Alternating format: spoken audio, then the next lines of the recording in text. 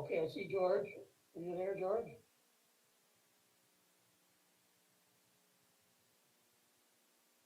I see Becky. Hey, Jack. George, turn on your mic so we can see if you're there. Same for Linda. Hi, Jack. I'm here.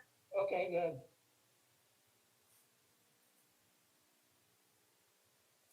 Pick up, George.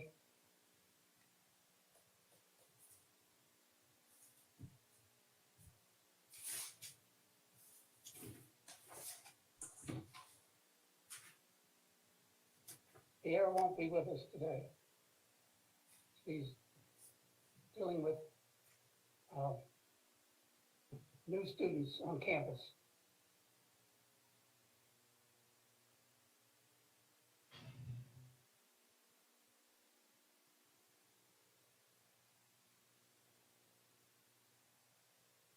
Let's try again. George? First to George.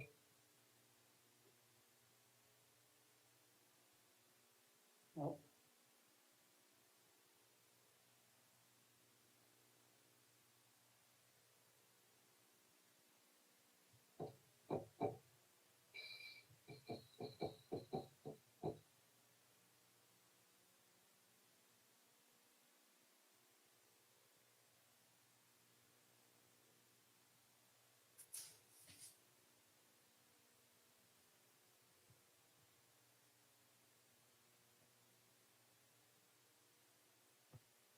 There he is. Can you hear us, George? Turn on your mic.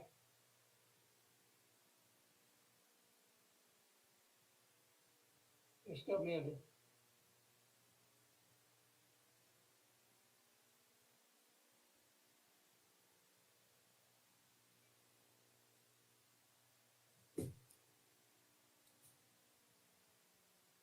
Hear me now? Yep, that's fine. Okay, we've got a quorum. Let's call the meeting to order. This is the regular governing board meeting of the Santa Fe Community College, August 25, 2021. Welcome to everyone and guests. First item on the agenda is the adoption of the agenda. Do we have any additions or corrections, Becky? No, Mr. Chair, we do not. Move to approve. Motion. Is there a second? Second. Motion and second. All those in favor say aye. Aye. Aye. Motion carries. All right, let's move on to public comments. Audrey, do we have public comments today? There are no public comments. No public comments today. All right. As we normally do, the first thing we'll do on the agenda is take care of our closed session business. So we'll ask everyone to relax for the next hour or so, and we'll be back hopefully around 2:15 to take care of the regular agenda.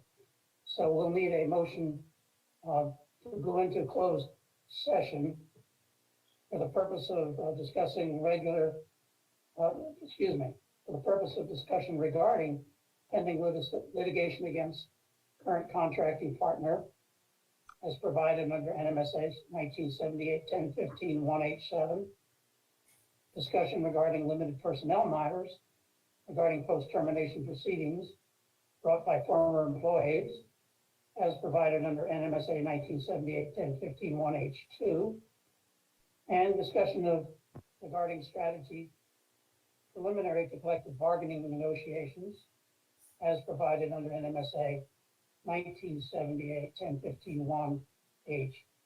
I so I have a move. motion. I still move. Second. Thank you. And seconded. Roll call, Audrey?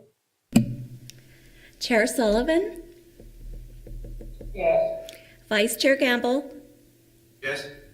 Secretary Pugh, Yes. Member Siegel, Yes. Member Quintana. All right. Motion carries. We'll go into closed session and be back in the regular session just as soon as possible. Thank you very much.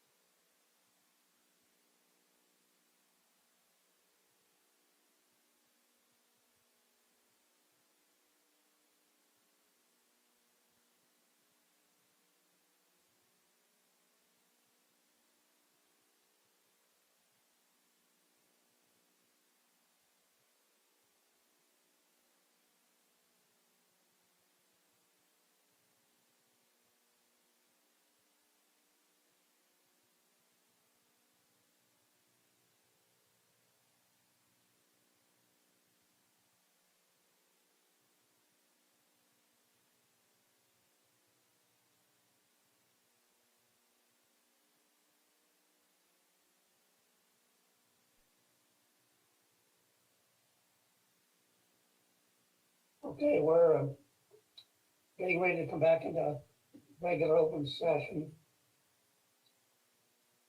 I see Linda. President Rowley is there. Just wait for a couple of other board members or quorum.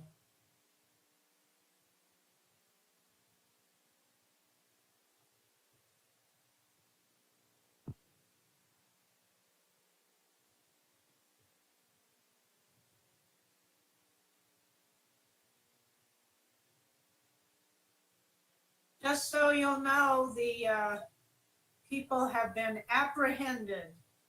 All And right, they're all now safe out in Santa Fe, southern Santa Fe County. okay, well, you can unlock your doors. Good to know. Okay, George is here. As I mentioned earlier, Pierre will not be attending. Jody is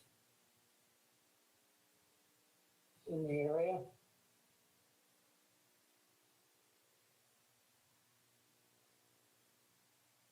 There she is. Okay, we're back now after the completion of our closed session. And we'd like now for a motion to come out of executive session where the items discussed were only those listed on the published agenda and where no Can action you hear me? were taken. We can hear you, George. Oh, I can't hear you. Uh-oh. I'll move. Okay, we have a motion and a second. All those in favor of coming out of the executive session, say aye. Aye. Aye. Can you hear okay now, George? I'm getting a no.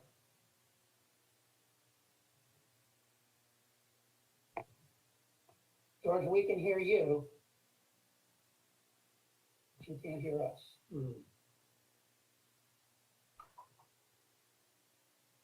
Oh, may have to go into texting again. Okay. Okay.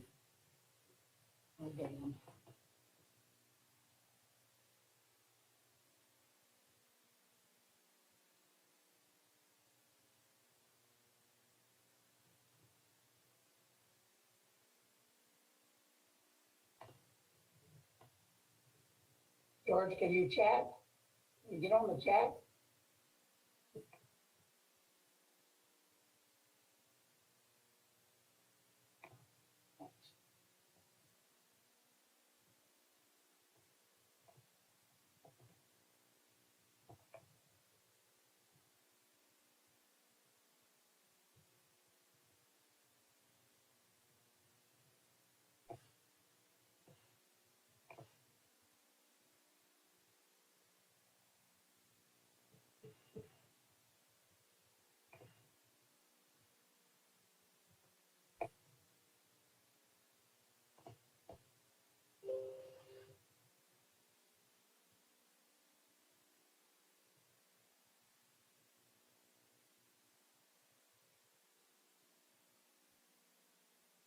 Okay, now I'm having trouble. Just hang in there.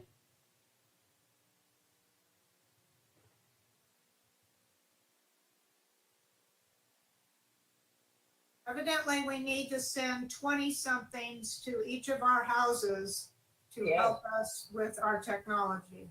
All right. Okay, I'm back. Yeah, that's what they said on the airlines flight that we were on recently. They said if you have any trouble, just go to one of your seat neighbors who has a teenager and that'll take care of it. We still can't hear you, George, right? We can hear you, but you can't hear us.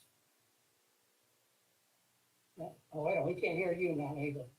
Yeah. Okay, let's go into the chat, George.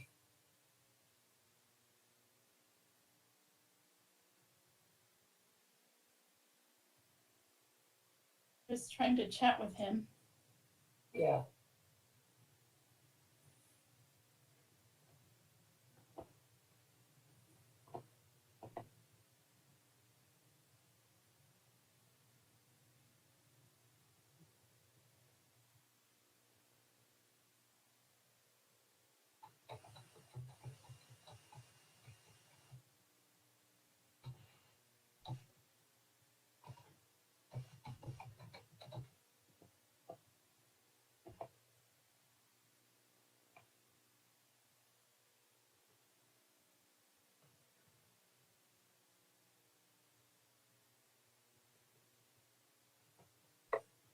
Okay,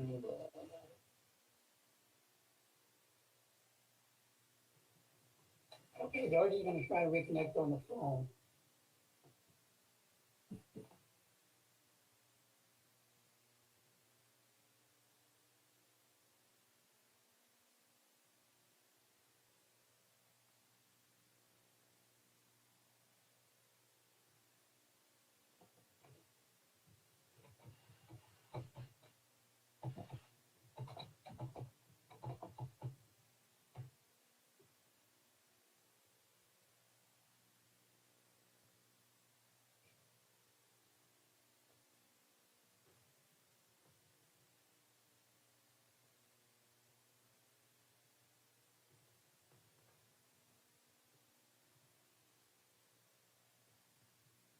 No, not yet.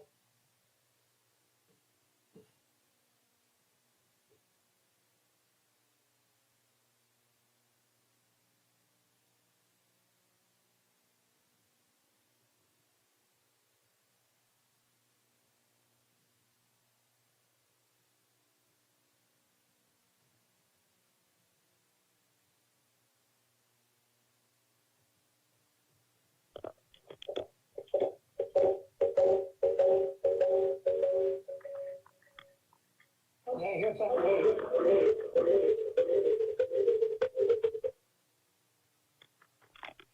Can you hear me now? I hear you, George. And I can see you. Okay. All right, let's work with that for a minute.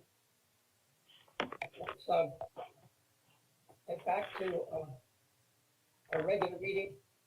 It's 2:36, and the president's report and presentations beginning with employees of the month.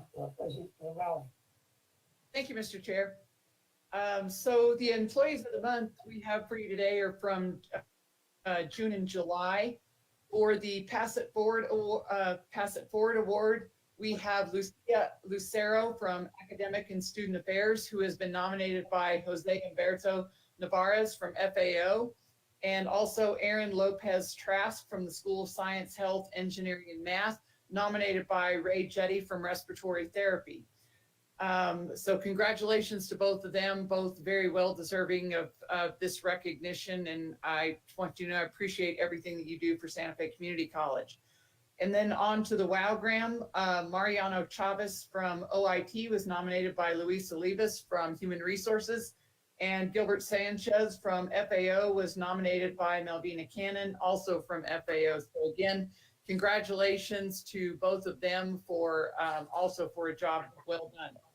So on to the regular report. The first thing that I want to mention, this was sort of a historic day last October the 12th, and I want to again thank all the board members who could be there. It was a little bit touch and go there and making sure that we got a quorum, but somehow or another through this really amazing feat of orchestrating schedules and times and everything, we were able to have 5 college board meetings on the same day. And the Santa Fe Community College Board was the second to the last meeting, but this was to approve, essentially to approve Santa Fe Community College and moving forward in working with the Chess Nonprofit Collaborative and in adopting Workday as our partner in the new ERP venture. So this, again, was a really big step for us. I know we've been kind of cagey about who the vendor is and keeping all this quiet, but now we're working with Workday. So again, I want to thank all of the people from the college who have worked on this so far. There have been a lot of people from Santa Fe Community College who've gotten us to this point. A lot more people are going to get involved as this rolls out over the next 4 years or so. And ultimately it will be something that everyone grows to love and use, I'm sure. But thank you for all of your work so far and your tenacity and us getting this far. So as you can see there, the implementation timeline in August and September, right now we are starting the implementation of the finance and HR payroll. And then most likely beginning in July of 22, we will, the student services piece will begin being implemented. And that is really, kind of the newer, more difficult part. So that implementation is a little bit longer. So we'll keep you posted along the way. There will be lots of opportunity for more information from the Chess Collaborative itself. And Kathy Ulibarri, our CEO, is happy to come and brief you at any time. And then we also are still continuing our relationship with Campus Works, and they have been invaluable in getting us through the procurement process and through the RFP process and to this point. On to student engagement and success. We are continuing our work on COVID and figuring out how to move forward with the COVID situation.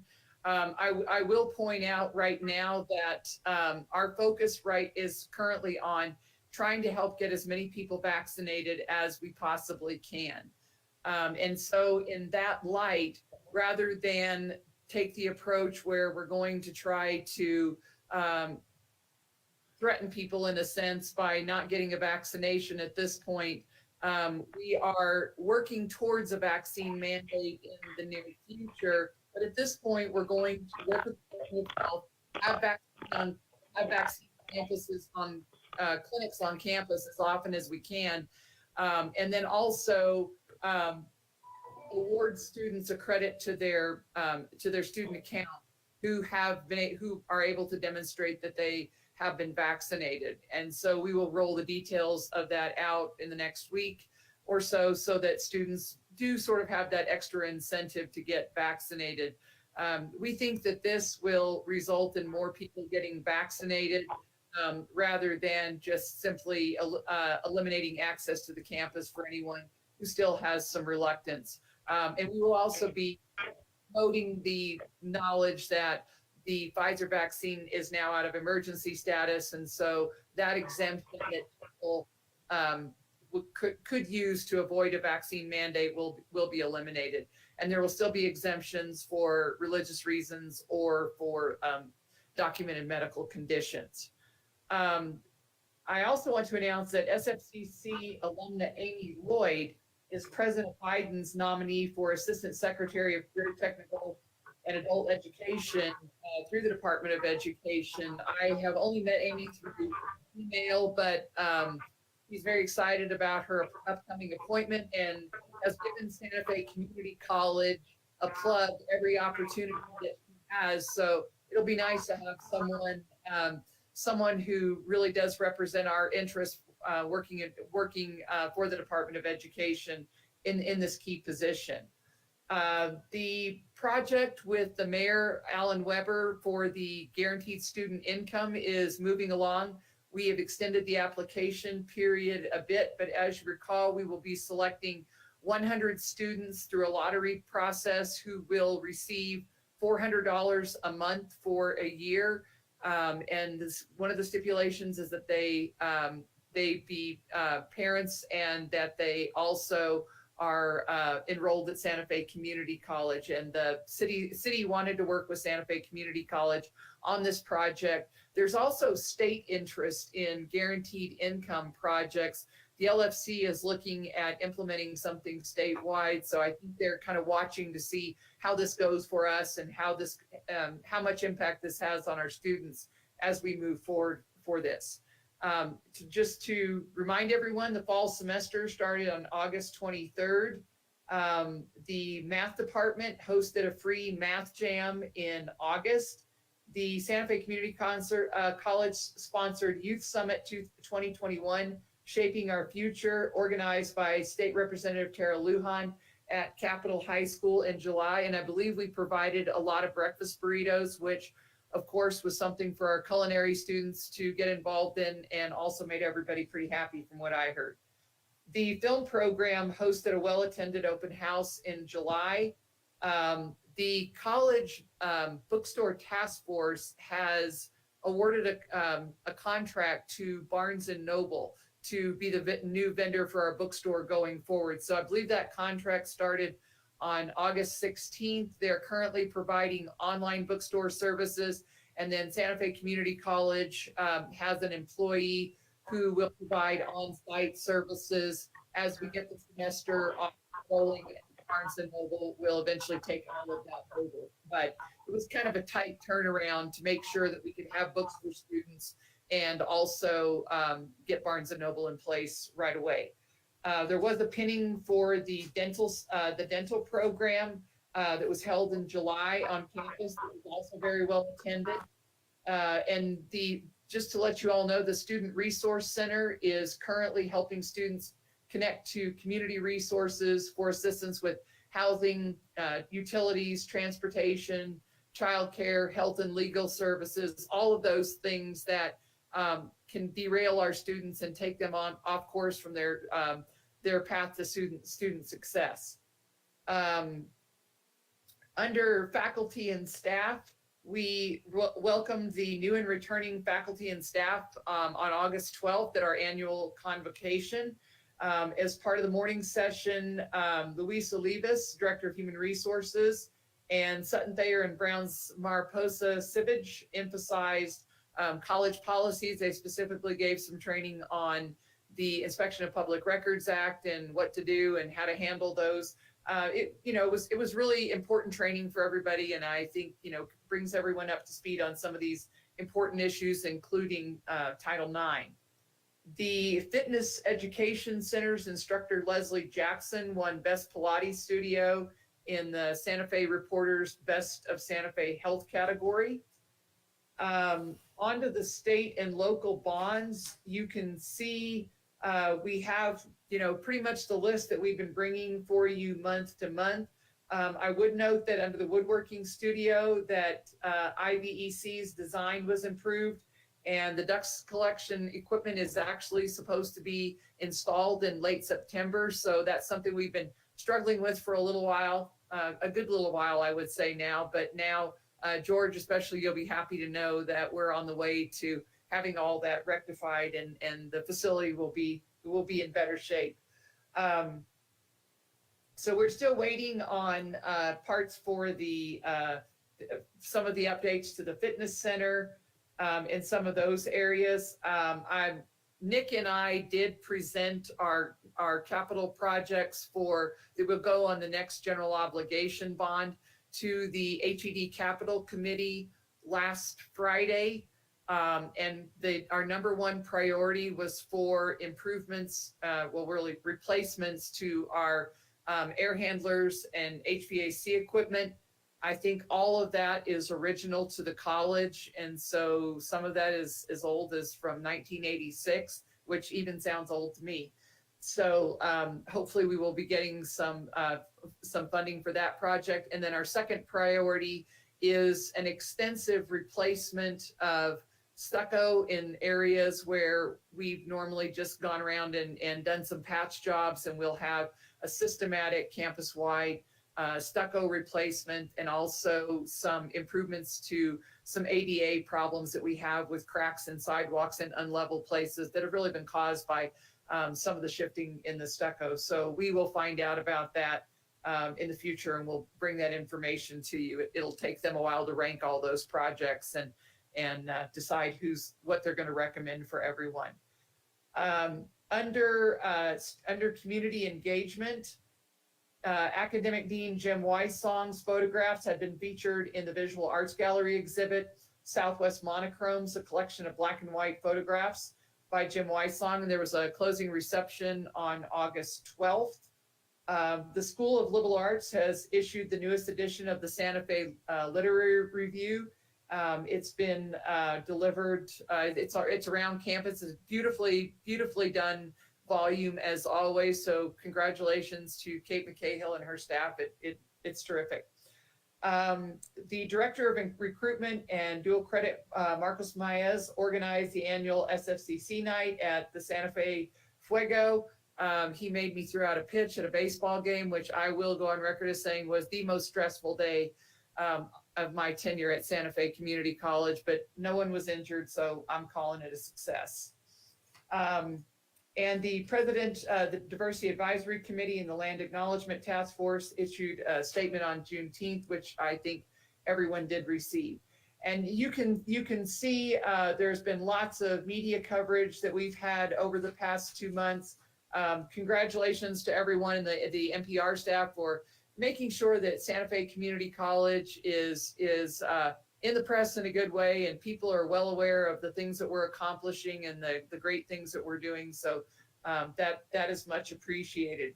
A couple of things that I want to just mention that are projects that I'm working on with some of my key staff that will get more detail to you as we get farther along with them.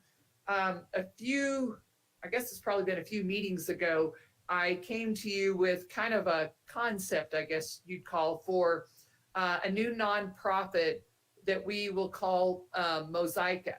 And so we are working on drafts of the bylaws and the articles of incorporation for that nonprofit.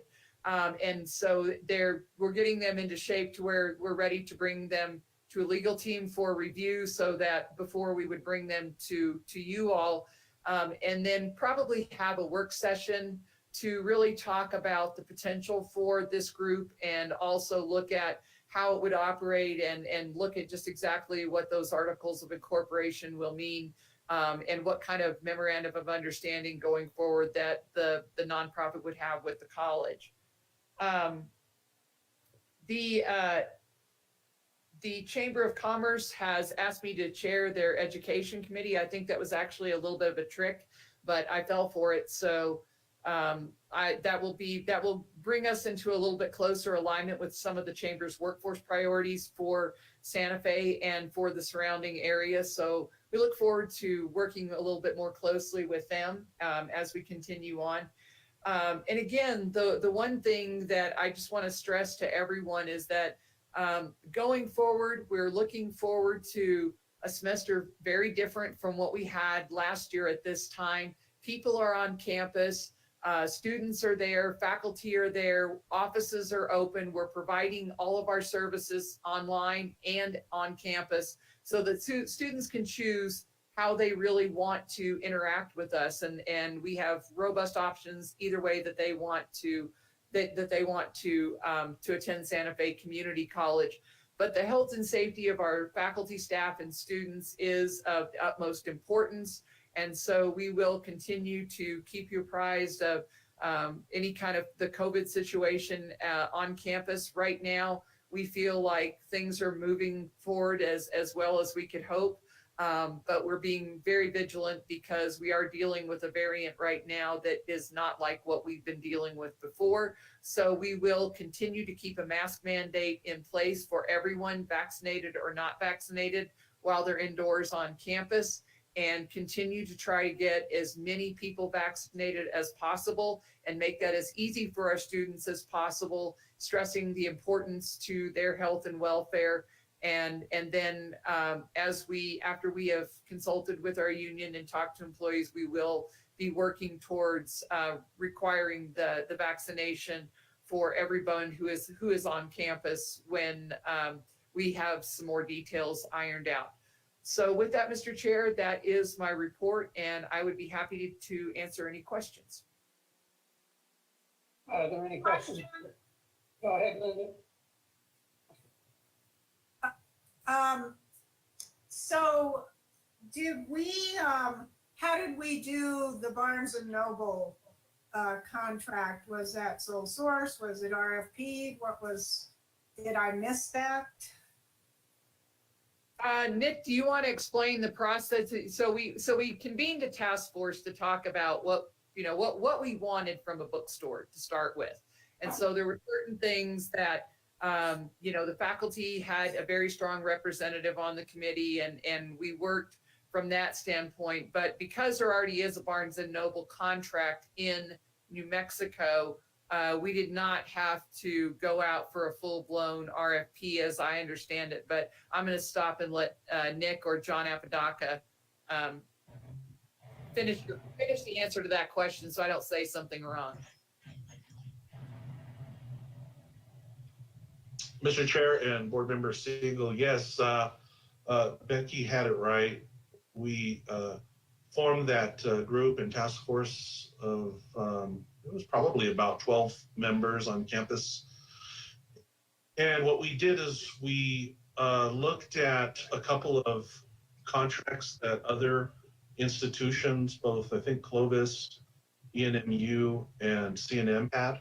And we were able to locate that there were two vendors, both one being Follett, the other was Barnes and Noble. And so there were existing contracts, but we ended up essentially interviewing both providers and vendors, and went through sort of a process, and then also formed an evaluation team that scored the different kinds of services that were offered. And so it was not a sole source. It was looking at two existing contracts that we had in place, and then also asking them to present to us, and then scoring them. And then the final award was situated with Barnes and Noble. And so that's basically the process on that. So just to clarify that, who, because other higher ed institutions had contracts with these two, that is how we could not do it, we didn't have to do an RFP? If I may, so this is John Apodaca, Chairman Sullivan, members of the board, President Rowley. So yes, we did check with legal, as well as this is an income generating revenue source. So equally, the contract itself is as money is coming in, is exempt from the procurement code. But we did check with legal as well as other schools, and we did entertain, like Nick said, the two vendors that are active in New Mexico, and we had very thorough multi-month review process, like they said, with the task force. That included a response to a request for quote with all their background information and questions that we specifically asked. And so the process was pretty much the same as a procurement process, even though it wasn't, but that is how we did gather the contract. Okay, I'm still not clear on how we didn't have to do an RFP. So Why do an RFP? according to the procurement code in regards to revenue generating sources, that's what we leaned on there. But we did go through a thorough procurement process as to grading the existing contracts that are involved in New Mexico.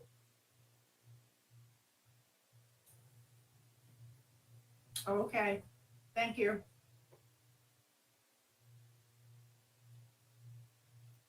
Other questions for Dr. Rowley? If not, thank you, Dr. Rowley, and congratulations to the employees of the month.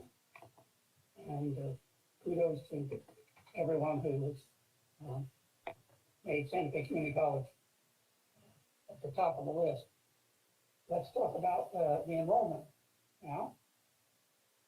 Who would like to start that?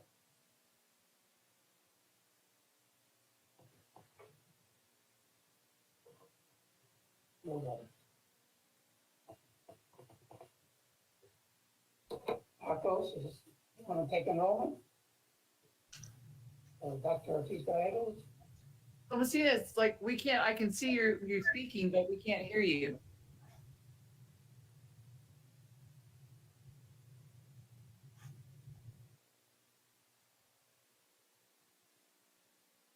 The microphone is on. Still can't hear. It's been a good day for a microphone.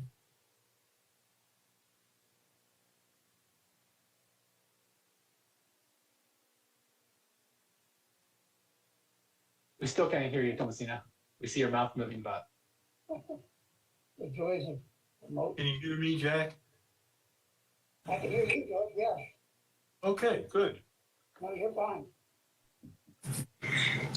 Sorry, and this is Nick. I got dropped, and so I had to switch over to my phone. I didn't know if you were asking me questions, but apologize for that. No, we're on, thanks, Nick. We're on to the enrollment report now. I think Thomasina's trying to call in.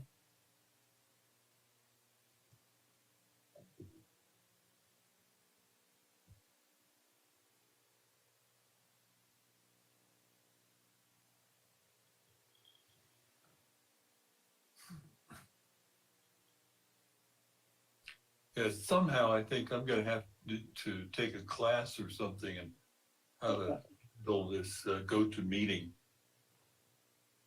I don't know what the issue is.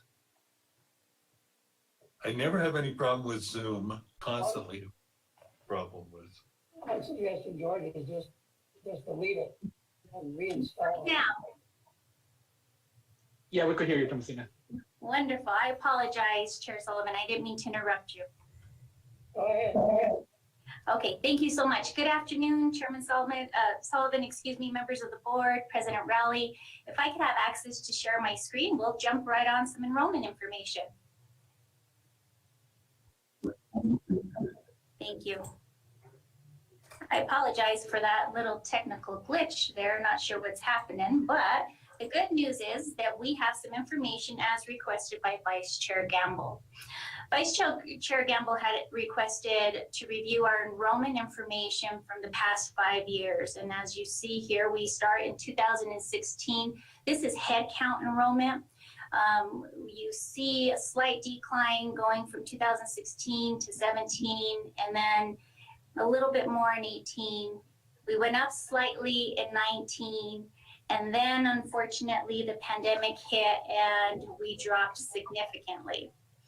If it wasn't for that pandemic, we guesstimate that our head count would be down only slightly at about 10% for the 5-year trend. Because of the pandemic hitting, we dropped at about 36%, which is a bit unfortunate, but it gives us an opportunity to rebuild and regain that momentum and moving forward. We did start the fall semester as President Rowley indicated, and let me make this screen just a little bit bigger for you all. The fall semester started this past Monday. We were very excited that we had a lot of momentum on campus, a lot of students coming on campus to take care of business, and a handful of them were actually here for their classes, whether they were online or in person. You'll see here that this is a comparison from fall 2020 to fall 2021. Our head count, this is end of term for fall 2020. Our head count is down at about 2%, and our credit hours are only down about 3%. And again, I must remind everyone that we're looking at end of term for fall 2020. And that will make more sense once we go through some more registration information in just a minute. When we take a look at our general information regarding our race and ethnicity, there isn't anything that really stands out to us with regards to any major changes. This is still holding strong and really good based off of our previous trend. And pretty much the same is true when we take a look at the age groups. We're still holding strong at our 18 to 24-year-olds. You will see a significant difference for 65 and older, and part of that is because we've opened a lot of our fitness courses that are available now for our population who loves to be on campus and really participate with a lot of our fitness courses here. So that was a really nice jump of our population. What I was really happy to see was this part here in gender. Our gender has not changed significantly, which is very hopeful, because you all may remember that we've been having a conversation about our male population really declining significantly over the past 5 or so years. And this is more on a national trend. And so I'm really happy to see that we're holding strong at about 33%. We're hopeful that this number will continue to remain, if not even increase, over the next couple of weeks as we start looking at our second 8-week courses. When we look at our student type, and this is where I'm going to pause in just a minute to let my colleague Marcos talk a little bit, you'll see here that we have a very strong continuing number. This continuing number are students who were with us last semester and are continuing on this semester. I think it's important for me to add that we just awarded over 80 degrees for this past summer term, which is a really good, strong number. 80 of our students completed. There were a few who are gonna just 1 or 2 classes left for the fall semester. And then we have a handful who are actually gonna complete their full degree now in the semester. So we're really excited about that for our students. You'll see here, and we still have some data cleanup to do. So I'll have a stronger number for you all by our next meeting, but this is very promising of our new number, our new students, and our transfer students are still really holding strong. We were, pleasantly surprised that last semester we had an increase of out-of-state and in-state transfer students, and we thought that was because of the pandemic. But then we take a look at this year's numbers, and our numbers are even a little bit higher. So for our out-of-state students, so we're really excited about that opportunity to serve this population, a larger number of this population. I'll pause for a minute and ask my colleague Marcos to talk a little bit about the high school numbers. Thank you very much, Thomasina. Chair Sullivan, members of the board, President Ratley, first and foremost, can you all hear me? Yes. Excellent, thank you very much. So I just would like to briefly just talk about our dual credit numbers. At this current moment, we have 556 registered dual credit students. And that's still not even counting the number of dual credit cohort classes that we offer on the high school campuses. We're still waiting from the majority of our high school partners to get us back the list of students who we will be needing to register for those dual credit cohort classes. So the forecast that I have is hopefully we are going to see up to about 700 registered dual credit students for fall 2021. Those numbers are promising. And again, we are always just very, very excited and applaud our high school partners for wanting to continue to work with us in the dual credit office and with our staff and faculty at SFCC. And I'm just very grateful to the staff and faculty at SFCC who also make our lives in our office much, much easier and making the classes at the high school campuses possible. So we're very happy to see the strong start to the number of dual credit students who are signed up at SFCC. Also, really quickly, I just wanted to give a quick update. I know last board meeting, Board Member Siegel asked a question regarding outreach to non-high school age students, talking about our adult students. Well, that's a little bit more tricky regarding, because with the high school students, we're able to actually have go-betweens. We have counselors, we have principals, we have the students themselves if they're dual credit, or we have other methods to reach out more directly to them. With the adult students, just to give you an idea of what we're doing, marketing has really helped with doing outreach via our automated systems. But another cool thing that's happening is that NPR actually has a pop-up on our SFCC webpage. Now on that pop-up, it invites students to talk to an admissions specialist. That's the first thing they see when they first pop up onto the SFCC webpage. Now when the person clicks on that, our office's contact information, Recruitment and Dual Credits office contact information pops up.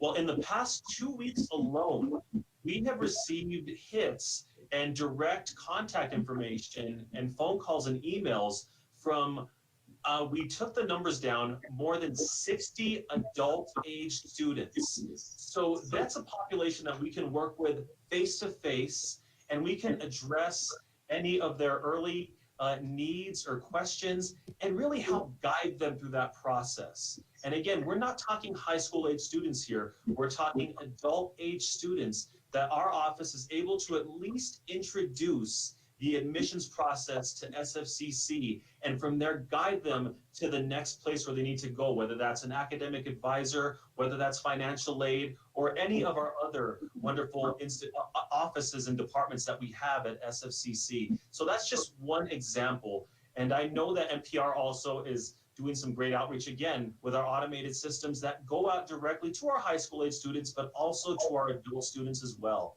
And that's what I have for now. I will turn the meeting back, I will turn the presentation back over to my colleague, Thomasina. Thanks so much, Marcos. We appreciate that.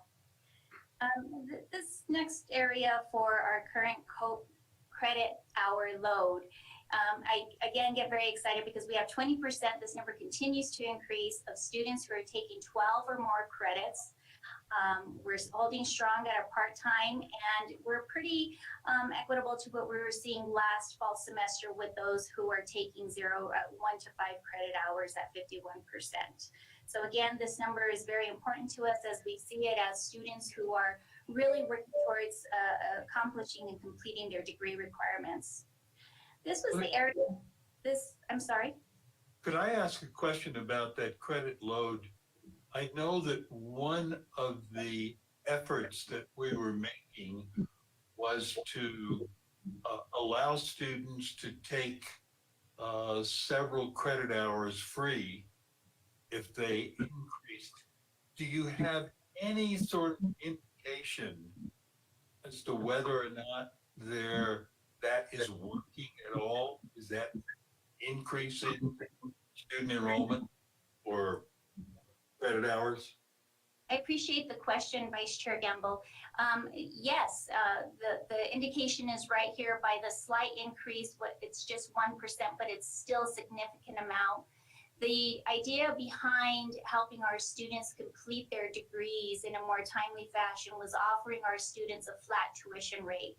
So if students 12 to 18 credits, they pay one flat tuition rate.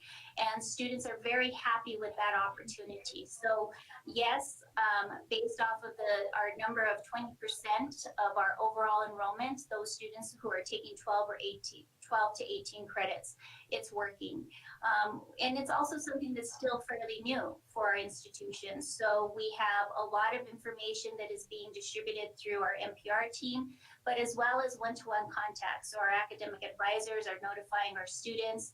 They're working with them on their degree plans and making sure that they're taking what they can within what is amenable to their schedule and their ability, and offering them and making sure that they're aware of this flat tuition rate. Thank you. Yeah. Most certainly. This is the next area in the cumulative enrollment by week. Fall 2021, we started enrollment 7 weeks later than what we did in fall 2020. 7 weeks later is significant. But if you look at the red highlighted number for fall 2020, at the 19th week, we had 3,157 students, that's head count, enrolled by the 19th week. Now, at the 19th week, just today, we have the 3,823. This is a significant difference, and so it's very promising, and we're very happy to see the increase of nearly 700 students. This is important for us to continue to monitor, as you'll see that we have multiple weeks left of registration for our late starting classes that start in October. And that trend, if you notice, for last fall semester continued to rise at about maybe close to 300 students more within that time period that they started the second 8-week courses. So this number is very promising for us as far as head count, and we're also hopeful that it continues to add or contribute to our student credit hours. Just real quickly, as a request from our board members and also Vice President Tejas, we wanted to share with you just ever so quickly the difference between fall 2021 and fall 2019. Fall 2019 was pre-pandemic. End of term fall 2019, we had 5,464 students. It was a very strong term for us. Right now, again, it's not end of term. We still have some weeks left. We're only down 30% on head count and only 24% down on credit hours. So we're very happy to see this unique this difference here, that we have some time to continue to close the gap, but it's very promising on that our numbers, head count, and credit hours continue to rise to the point of a more comfortable level of a target where we were definitely gaining momentum towards. Vice Chair Gamble also asked for some information regarding the type of classes, I think modality more so, that we're offering. We have over 50% that have some sort of an online component. 49% are strictly online, either asynchronous or synchronous. And asynchronous are those courses where there's not a day or time scheduled for the student. The student is independent, goes in, completes the necessary requirements according to what is outlined on the syllabus. A synchronous course, there's a day and a time that a student has to log in and be in a live setting class, but remotely, the way we are now. We have blended sections. Blended sections have a little bit of online and a little bit of in-person. And we have about 15% right now blended sections. And then we have about 35% in-person classes, meaning on the ground, in person, They're coming to campus or at the AGC, and they're taking their course in a classroom with the faculty member live with them at that time. So this is the information that we'd like to share with you, and we stand for any questions at this time if you might have any. Yeah, I have a question, Marcos, about the dual credit classes. Are those classes that are offered at the high school that also give credit or give college credit? And also, what kind of classes are they? Are they in what subject matter? Chair Sullivan, thank you very much for the question. Board Member Gamble, I'm happy to answer that. So yes, dual credit cohort classes are offered at the high school campuses. And currently we have dual credit cohort classes being offered at Capitol High School, Santa Fe High School, Santa Fe Indian School, Eco High School, just to name a few. So what's great about that is that students who are unable to actually be at our campus at SFCC, they still can participate in dual credit, be registered as an SFCC student while taking our classes at the high school. So yes, indeed, those students are taking our classes at the high school. I believe that was your question, the first part of your question, Board Member Gamble. You were kind of breaking up a little bit there, but I'm pretty sure that was the first part of your question. Yes. The second part of your question, can you remind me what that was again, Board Member Gamble? My apologies. I just, the subject matter. Oh, yes, sir. Thank you, Board Member Gamble. So there are a wide variety of classes being offered, and it just depends on the need of the high school. For example, this semester at Capitol High School, we have a number of our medical pathways classes. In fact, we even have our nursing dual credit cohort classes, our LPN classes, that are being offered at Capitol High School again this semester. In addition to that, we have medical terminology classes offered at Santa Fe Indian School. We have video production classes offered at Santa Fe Indian School. So in the film area, at ECO, for example, we have greenhouse classes and construction classes being offered at ECO. It just depends on the need of the high school, what they're looking for. Monte del Sol is really interested in culinary, so we offer culinary there for them for the fall semester, among other classes. But it's just really interesting to see what the counselors think that their students need, what they're looking for, what their interests are. And it's just great to see the students have that opportunity to sign up for those classes, receive the college credit, and then depending on the classes that they're taking, if they want to matriculate to Santa Fe Community College after graduating from high school, they have that opportunity to continue on to their pathways and graduate and receive their certificates or degrees at SFCC while starting off in the dual credit program. Well, so does that mean that all those classes are taught by faculty from SFCC? That is an excellent question, Board Member Gamble. Thank you very much. So how we are able to work that is there are some of our faculty, so some SFCC faculty who are under contract with SFCC do indeed go to the high schools to teach dual credit cohort classes. However, there are also some high school instructors who end up teaching dual credit classes on the high school campus. Now, in order for them to do that, they have to meet HLC requirements. And as long as those high school instructors meet HLC requirements, they can absolutely teach that subject matter that they're teaching at the high school campus. Or if we're talking about a trade, that faculty needs to be certified in that specific trade and have their credentials in order to teach those dual credit classes and to make sure that the students are receiving the correct curriculum that we would be offering at SFCC as a regular class on campus. Great. Thank you very much. Thank you. Any other questions on the enrollment report? If not, let's move on to the Santa Fe Community College Foundation report. Deborah Bowl, which is a Gilbert report, by the way. Thank you, Chair Sullivan. Can you hear me okay? Go ahead. Oh, good. Okay. Okay, Chair Sullivan, governing board members, and President Raleigh, thank you for this opportunity to provide the Foundation's fiscal year 2020-21 12-month report. So I'll start with the revenue for this period, which was wonderful at over $3 million. The breakdown is $878,242 in gifts. We did project a slight decline in new gifts due to the pandemic, but the good news is that we had a 15% increase in new donors, mostly for the Student Emergency Fund in response to the matching campaign that we launched during the lockdown. In-kind gifts were $23,245, which included 3 automobiles for the Automotive Technology Center. And as you can see in my report, we had a very large increase in our portfolio of over $2.2 million in investment income, and that was a gain of nearly $2.5 million over last year. So the market was very, very good to us. We have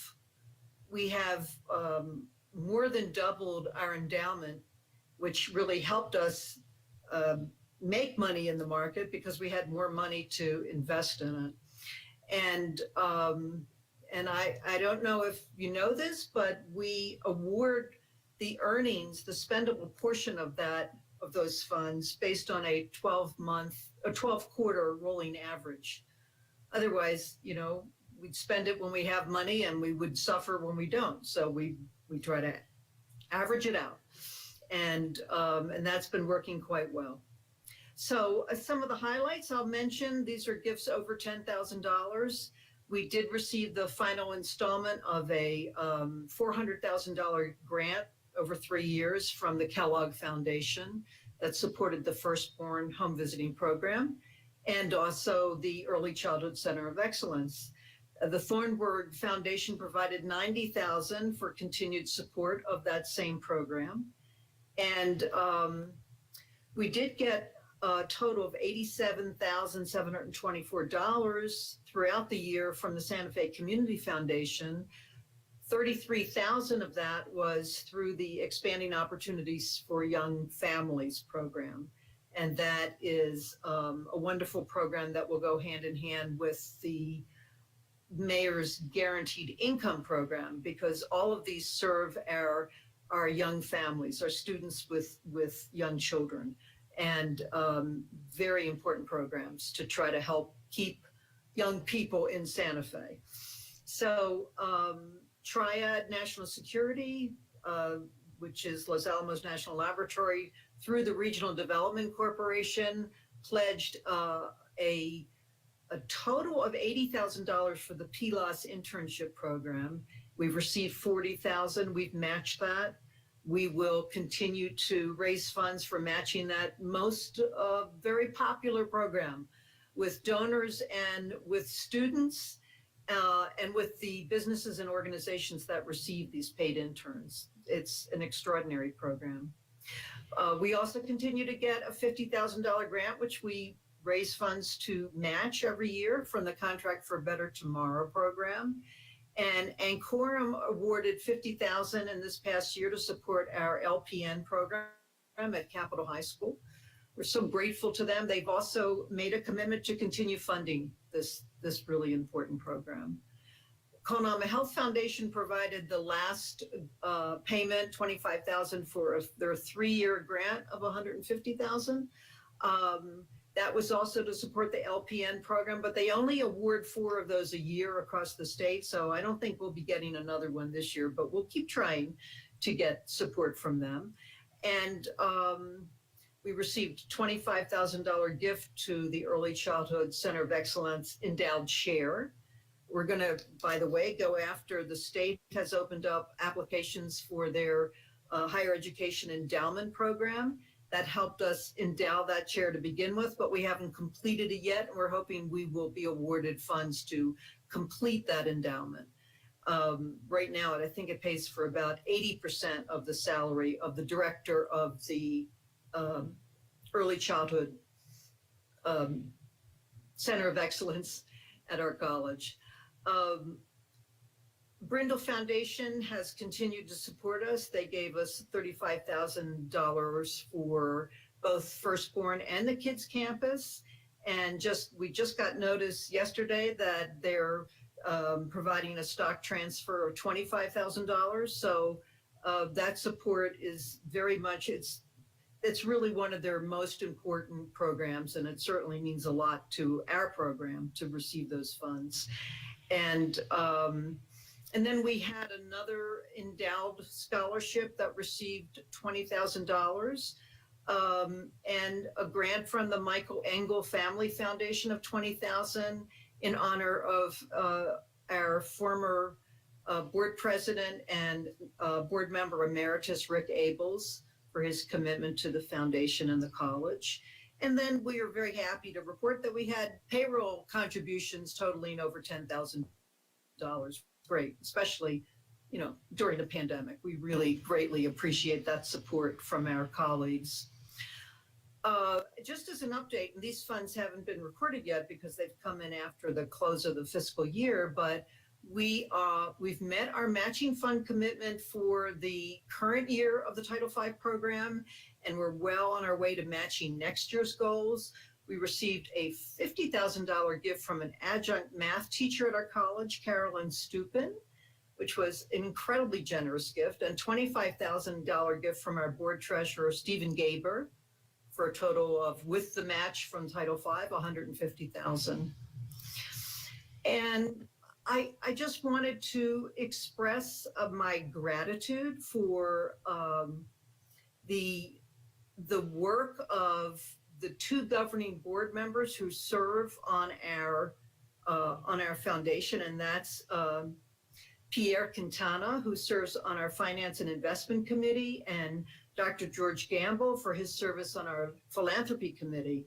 Thank you so much. Governing Board Vice Chair Gamble has helped our board reach out to Santa Fe realtors to inform new home buyers about the college. There are a lot of new home buyers. And also thanks to UTA and the fitness center, we'll be able to provide passes to the fitness center to those realtors to give to their buyers, and incentivizing them to come to the college and experience our college. So we're really, really grateful to Dr. Gamble on that. And I wonder, Dr. Gamble, would you like to make any comment about that? Well, I would only add that recognizing the growth and the movement of people into Santa Fe, it seems like a very desirable, a very appropriate group of people, namely newcomers to Santa Fe, to learn about the community college. And they learn about it both as a place to take classes and as a place to dispose of or invest any of their disposable dollars. And of course, the same is true for the realtors. As they learn more about the community college, they will also have that opportunity to consider taking classes and investing in our community. Thank you, Vice Chair Gamble. I also want to express our gratitude. This past year was so difficult for everyone, and we were especially grateful to SFCC's frontline workers who met payroll and kept our campus clean and maintained and safe while conducting the business of running a college during the campus closure. Not an easy task. And we wanted to express that. We provided $50 gift certificates to honor and thank all of the frontline workers. We also provided all employees with SFCC branded face masks, and that included adjuncts. And we provided professional development funds, which we've done every year. In this case, it was for faculty to learn and or improve their online teaching skills. So with that report, I would be happy to stand for any questions.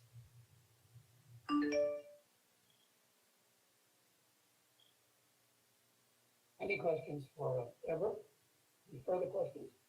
If not, thanks a lot, Deborah, and thanks to the foundation for their hard work and to the donors for recognizing the value of Santa Community College.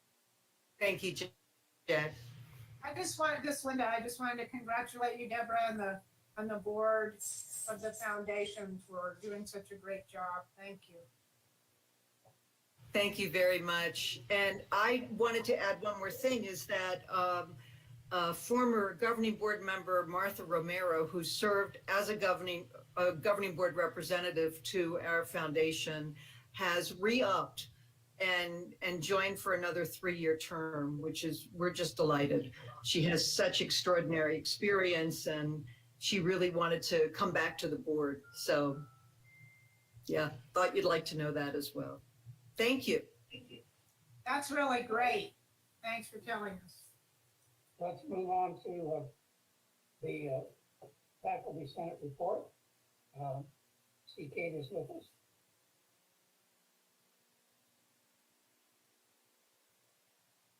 Hi there, everyone. Yes, I'll get started. Greetings, colleagues and members of the board. I'll deliver this week's update, and then I'm happy to take questions about our recent minutes or any other topics. We'd like the board to know that Lucas Gonzalez, longstanding Faculty Senate Secretary, has accepted the position of Interim Director of Nursing and has stepped down from his secretary role. We're grateful to Lucas's contributions and comprehensive and timely minutes, and we wish him luck in his new role. A new secretary will be appointed in the coming weeks, in addition to 3 new adjunct faculty representatives for this academic year. A productive joint faculty and staff Senate meeting took place during the first week of convocation, followed by a second meeting last week. Faculty and staff members discussed the formation of the Compensation and Attainment Task Force, whose members will, among other goals, plan to review and update Policy 4-36, Compensation and Benefits, with an eye to expeditious implementation of a base scale increase for employees who earn a new degree. Faculty are eager to meet with SFCC counselors at this Friday's Faculty Senate meeting. As our students' situations evolve, so do their needs, and faculty want to be there to support them as the COVID situation continues to unfold. Faculty need new tools and information in order to meet our students' needs, so we're looking forward to meeting with our counselors to brainstorm ideas for doing just that. Our student success, after all, is only as great as faculty's ability to provide support, and we're hopeful that upcoming professional development opportunities will help us to better accommodate our students' complex situations. Faculty are also well aware of Dr. Rowley's request to streamline developmental curriculum for our students, revisiting placement measures, reconsidering the efficacy of our curriculum, and re-examining what matters most in our departments.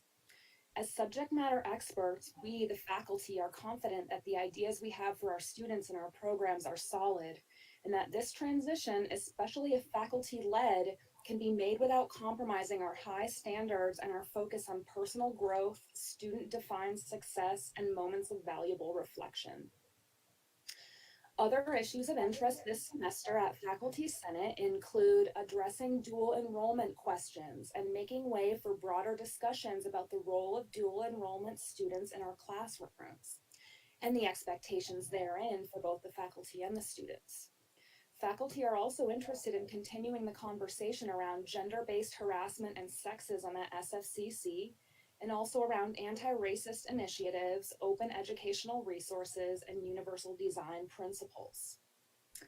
Finally, we plan to invite members of the board to join us at Faculty Senate this semester so that we may get to know each other better, and also for the chance to exchange our perspectives on teaching and learning at SFCC. We'd also welcome excuse me. We'd also welcome the board's feedback on our student success conclusions and suggestions document, which we shared with Chair Sullivan on May 28th, and which was, we presume, discussed at the board retreat in early June. Although we've all been really busy this week, faculty are glad to be back for another fall semester. Folks have lots of questions about back to school protocols, campus access, and how to bring our students back safely while maintaining the integrity of our classes. But we're committed to ensuring that our students get the best of the best, and we remain open to continuing to learn how to better accommodate their diverse needs as another academic year opens before us. That about concludes my report. Does anyone have any questions for me?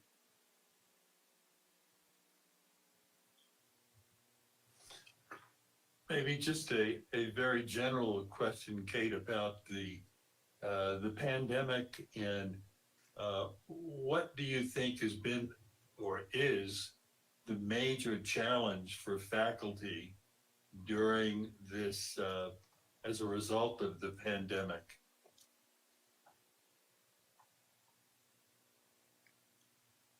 One of the biggest challenge, I think, has been communication and being able to maintain excellent and compassionate communication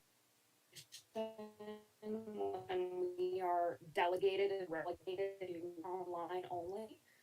And I think that still continues to challenge us in many ways, whether it's talking about student accommodations in the Zoom classroom or leadership discussions or a new rollout for developmental classes and developmental streamlining. I really think communication is one of the biggest obstacles we face, and I think we're at Faculty Senate, we're very committed to continuing to work on that, and I know our administration is too. Otherwise, I think it's logistical challenges that people still continue to face, like childcare and having the right equipment to do their job and staying up to date on new technologies as they enter our classrooms. Those are a lot of, I think, the main challenges, but I will emphasize how positive I think folks also are. Regardless of what's happening in the world, I think we're hopeful and we've learned a lot and we're committed to our jobs. Yeah, thank you very much. Yeah, that communication is a critical issue. Thank you. Other questions for Kate on the faculty report? Just a comment, Kate, that I would add, the faculty's suggestions on student success were discussed at the retreat, and that was online. It was a public meeting. And this is just from my personal perspective. I would, there were a lot of suggestions there, kind of a long wish list. And I hope that we could separate those into two categories. One seemed to be basically the philosophy that better instructors and better professors create better students. So we, which of course is true. And we have programs and have personnel in place to deal with faculty development, and that's an important issue. And we don't want to disregard it. On the other hand, I'm trying to get perspectives, faculty perspectives, and staff perspectives, if they haven't gotten it by the way, on student success, what faculty see in the classroom, what the issues are, and we know there are many. There are issues of working families and income, and we'll see a report later on today on what a whole lot of those issues are, and how what percentages of students are facing those issues. But what I'm trying to focus in on is another column of recommendations that are unique. The faculty is unique to seeing as a result of their interactions, their almost daily interactions with students, things that maybe our administrators may not hear about or that may not be aware of, but we can also work on from the other side of the ledger. So that kind of further delineation, I think would be useful. We want to put everything we can, and we have, of course, programs for faculty development. But I also just want to get in person and some candid views of what we can do and what you see personally, in the students that you teach, what we can do for students. So if I made that clear, that's good. Do you understand what I'm saying? Yeah, you made it about as clear as is possible on a online meeting where my sound is a little compromised, but I appreciate your input. I'll certainly share that with faculty. I know we're eager to know how those suggestions that we made were synthesized or considered. And of course, a strong component of our suggestions had to do with professional development, as you suspected, which our needs continue to evolve. And I also think the main two issues that are facing students in the classroom are, the first one would be cost. I think definitely cost and time.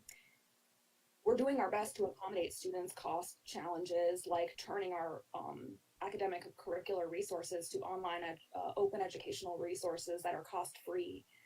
And I think psychological needs our students are facing, mental health challenges are really at the forefront. And once again, that's something we're trying to address too. Of course, we're faculty, and so there's only so much that we can do to change both of those situations. But I think off the cuff, that's what I would say are the two major challenges. But of course, this is a discussion we'll continue to have, and perhaps you might wish to join us at Faculty Senate this semester to speak with the faculty directly about their perspectives on those issues. Right, I appreciate your input, and again, I'm just trying to refine the suggestions down to groups that we can deal with and can work with within our financial and administrative capability.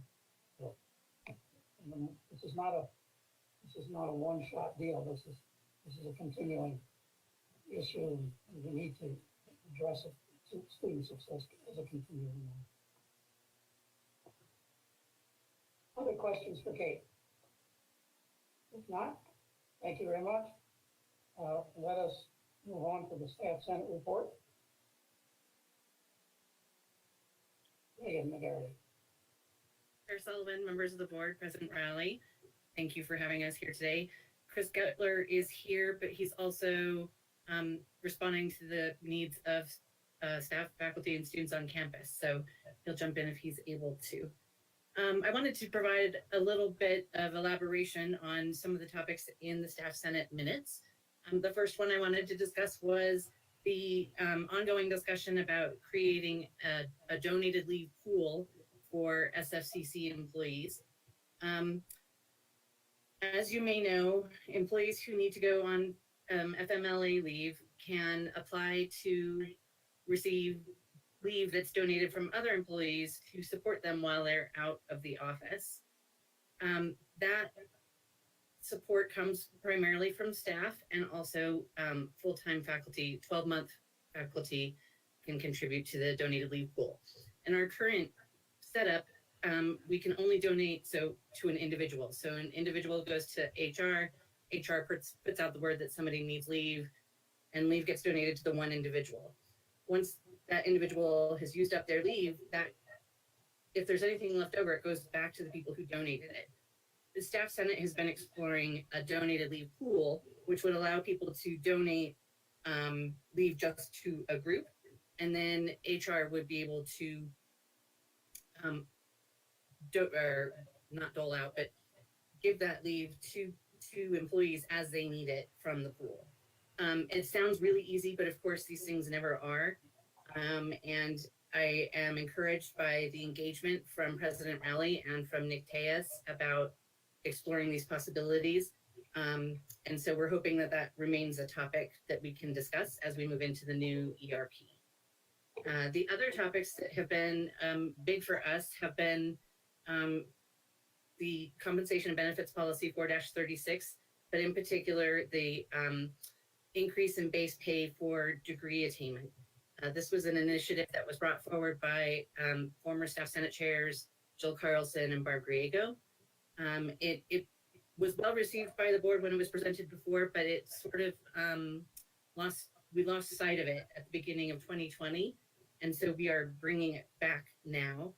because policy 4-36 is up for renewal, we are going to collaborate on with Faculty Senate on, and I should clarify, and OHR and with finance on items that go into that policy, and specifically about how we can implement an increase in base pay for degree attainment for staff, because that is an equity between staff and faculty that I think would be extremely meaningful for our staff members who have achieved degrees.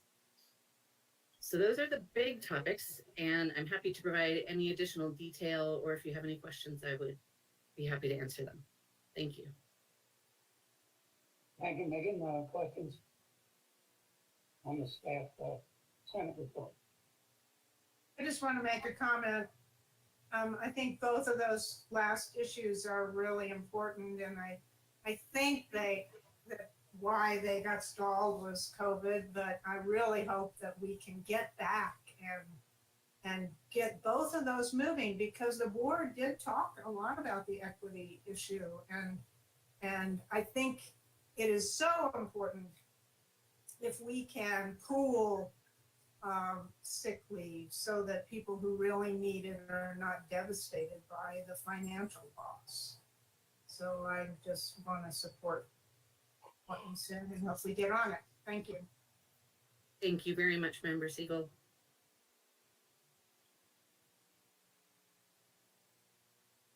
Anything that Chris wants to add? I'm sorry, say that again, Chair Sullivan. Just was saying if there's anything you'd like to add. Yeah, I think both topics are very important. I think we've had a lot of discussion in the 4-36, and ultimately the goal of student success is to add incentives to the employees that are here and that are working, because at the end of the day, the people that are working here are going to be the people that the students deal with. And if we have good, loyal people, smart people working on campus, that's going to ultimately lead to that. So I think they're both very important. And actually, Chris, thank you. You reminded me of one other thing that I wanted to mention. One of the things that we're discussing is degree attainment for staff, new degree attainment. So compensating staff for new degree attainment here at SFCC. But one of the other requests that has come up is also similar sort of recognition for professional certifications that may be obtained. And I think it would be really great to be able to continue on a conversation about this, because it does also align closely with our professional development goals and objectives. And we continue to have interesting discussions about the distinctions between employee development and professional development.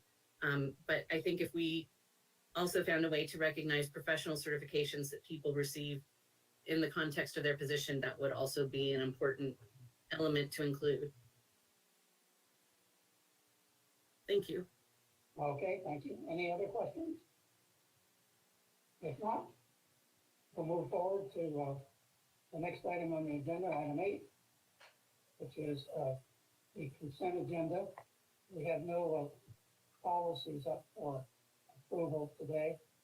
We do have the minutes of the meeting of June 23rd, 2021. Does anyone have any changes or corrections to those minutes?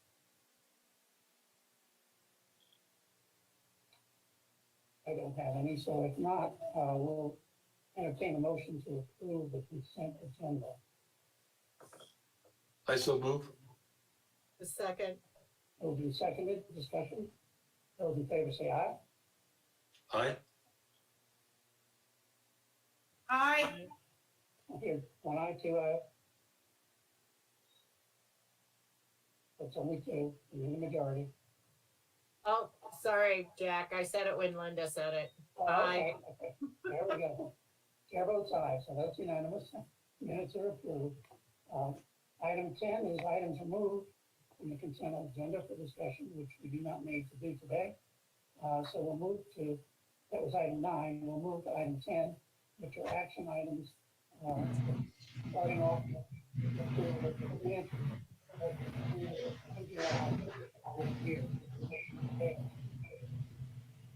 Thank you, Mr. Chair, Board President Rowley. If I could share my screen, that would be great.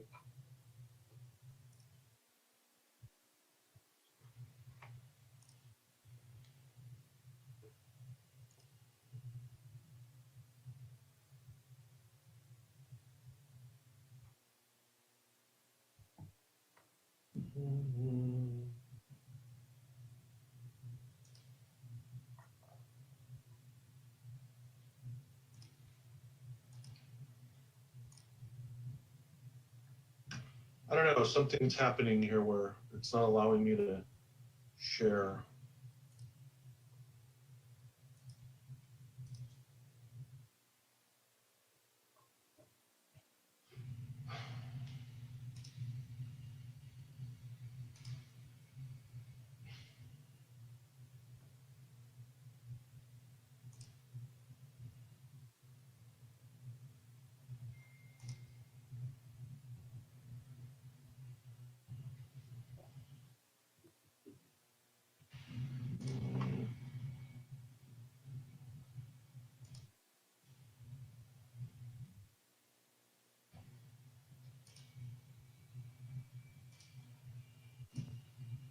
Yeah, I think so. How's that look? We're not saying anything yet. Okay, it's spinning. It's spinning, it's spinning. And then I tried to put my camera on here, but that's not cooperating, so.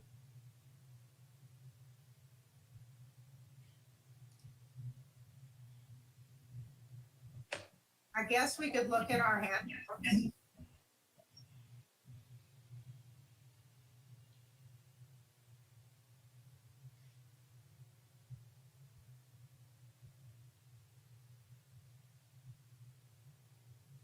If it doesn't work, Nick, as Linda said, we can go to the handout materials separately. Okay, well, I could start and just talk about it. Just go ahead and let me know when it shows up, but. Yeah, your first. So, in terms of the management discussion and analysis for June 30, 2021, you know, that's the end of our fiscal year for FY21. And looking at this, just the summary, taking a look at the national indicators on economic, you know, situations, we noticed that nationally the economy showed strong improvement May to June. And the U.S. Department of Labor reported that we had about 850,000 jobs added in June. That's continued strong job growth from May, where we had 560,000 jobs added. So over a million jobs added in those 2 months. Continued job increases in April and March and February. And so ultimately the US unemployment rate, it did move from 5.8% to 5.9%, but that did change in July. So that was a bit of a surprise for the experts. But ultimately we're seeing really strong job growth. At the end of June, we saw that the US needed to add back 7.1 million jobs still to get back to the pre-pandemic levels. And the WTI price of oil increased from $66 per barrel in May to above $75 in June. And on the most recent information on the New Mexico Department of Workforce Solutions website, unemployment in New Mexico was unchanged from May to June at 7.9%. At the end of June, a total of about 74,780 people were unemployed in New Mexico, and that's down from 75,768 in May. So seeing a little bit of job improvement in New Mexico statewide. Santa Fe County had a May unemployment rate of 7%, and that increased to 10.8% in June. So in terms of economics, there's a lot of real positive and strong growth. A lot of it's related to the measures that the government put into place to shore up and stabilize the economy in the recent legislative measures and funding that has been approved to shore up the economy. So with that said, in terms of our college, we had at the end of June a total operating bank account balance of about 26 million at the end of June. In the prior year, at June, we had 25.1 million. That's a year-to-year cash increase of $817,000. Tuition and fees, as we saw throughout the year, were down 22%, finally, totaling 5.3 million. And that had decreased from over the year, it decreased $1.5 million in tuition and fees. Earlier in the year, that number was a decrease of 2 million, so a bit of improvement there by the end of the year. That was in many ways shored up by continuing ed and contract training efforts. There's been a lot of activity in those areas, and they had really strong end of year numbers that ended up helping our tuition fee category. State appropriation revenue totaled 10.6 million and had decreased 2% compared to the prior year. That decrease was $211,000. Mill levy revenues finished with an increase of 2%, $475,000 of increased revenue there from the prior year. That totaled 27.7 million compared to 27.2 in the prior year. So that was quite a bit of a relief because we had seen some real strong experiences during the year of being down by millions of dollars in mill levies, and so we were really interested in seeing how the second half tax collection was going to be realized, and so ultimately it was good news that our mill levies were up by about 2% there. Other revenues were $1,085,625, and that's compared to the prior year of $4,000. And so it's a very large increase, but remember that this is the category where we booked $888,000 of CARES Act funding. That was basically at the time the most amount of money we could use to shore up the loss of tuition and fee. And so we booked that infusion of federal CARES Act money into other revenue line item, to basically realize some of the losses that we experienced during COVID related to the shutdown of the college and the loss of tuition fee funding. So in total, ING revenues were down by 418,000 and down 1%, totaling 38.7 million. But remember, that number would have been much larger if we didn't use CARES funding. Total ING expenses were down 4 million and 12%, totaling $29.5 million. And so, that's due to the management of expenses and holding positions and things of that nature to try to address the uncertainty of pretty much the entirety of FY 21. And ING compensation was down 13%, and that's down 3.4 million to the prior year, totaling 21.9, almost $22 million. Supplies, expense, equipment, utilities was down about 611,000 and down 7% from the prior year.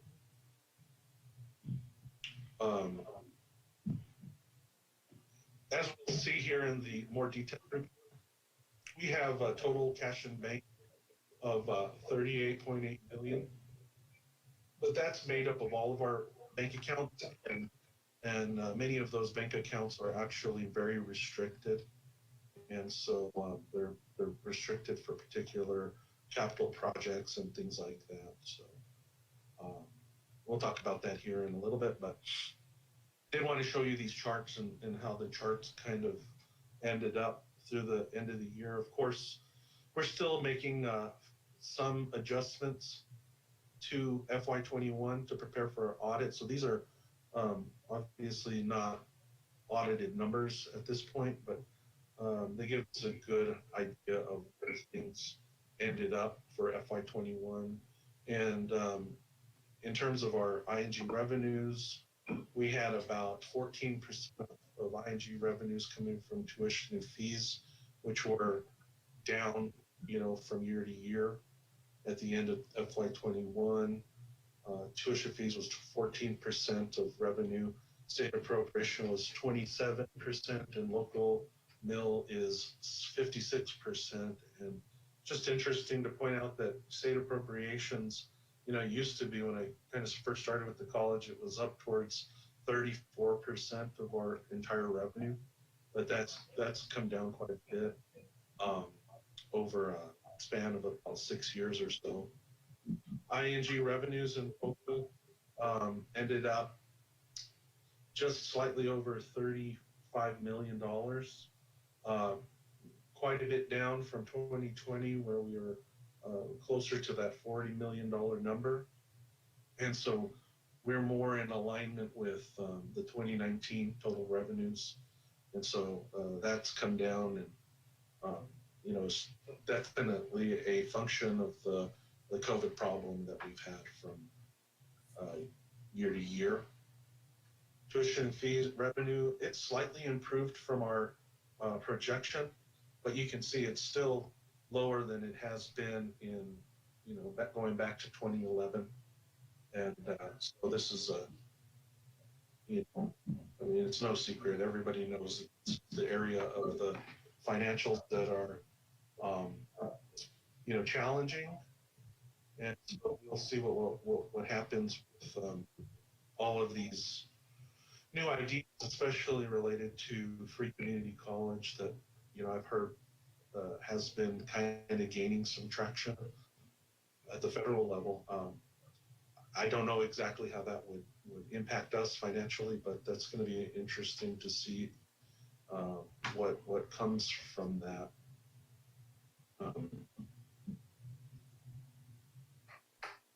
They have that. Again, I included in here that during our April meeting, the governing board did approve the budget with no tuition increase for FY22 and the 21-22 academic year. And we did approve that flat tuition rate for 12 to 18 credit hours. So I think that's very good that we were able to balance our budget with no real drastic increase to tuition and fees. State appropriation, over the last 4 years, so it's basically stayed pretty flat. It's come down a little bit from FY20, and so that's not an area where we're seeing large growth in revenues. And so over that span of time from 2011 to 2021, you have to factor in how inflation works in that. So if the college was getting $9 million in 2011, and we're just above $10 million now, a dollar back in 2011 was definitely worth a lot more than it is today due to inflation. So local mill levy, while we're happy to see this increasing from 2018, it's just increasing slightly. So no drastic in mill levy growth. The real incline that happened around 28, that's when the college did increase and swap out some of the capital mill for more of the operating mills. That's why we see that going there. But you know, it's kind of stabilizing now from 2020, but it is definitely headed in the right direction. And if we can always count on having 2% growth in mill levy, that really does help the college quite a bit. So that's it. On the expense side, we had about 46% expenses attributed to instruction, 11% academic support, student services is about 10%. So those categories for direct student related functions of the college is, you know, over 60% of our budget. And we had 20% for institutional support and 13% in plant operations and facility operations there. That's it. Any questions on the MD&A? I can quickly go through the financial report. Obviously, it's the more detailed Nick, I just had one question. information here. Nick, I had one question on your summary of receivable. Sure. If you got it up in front of you.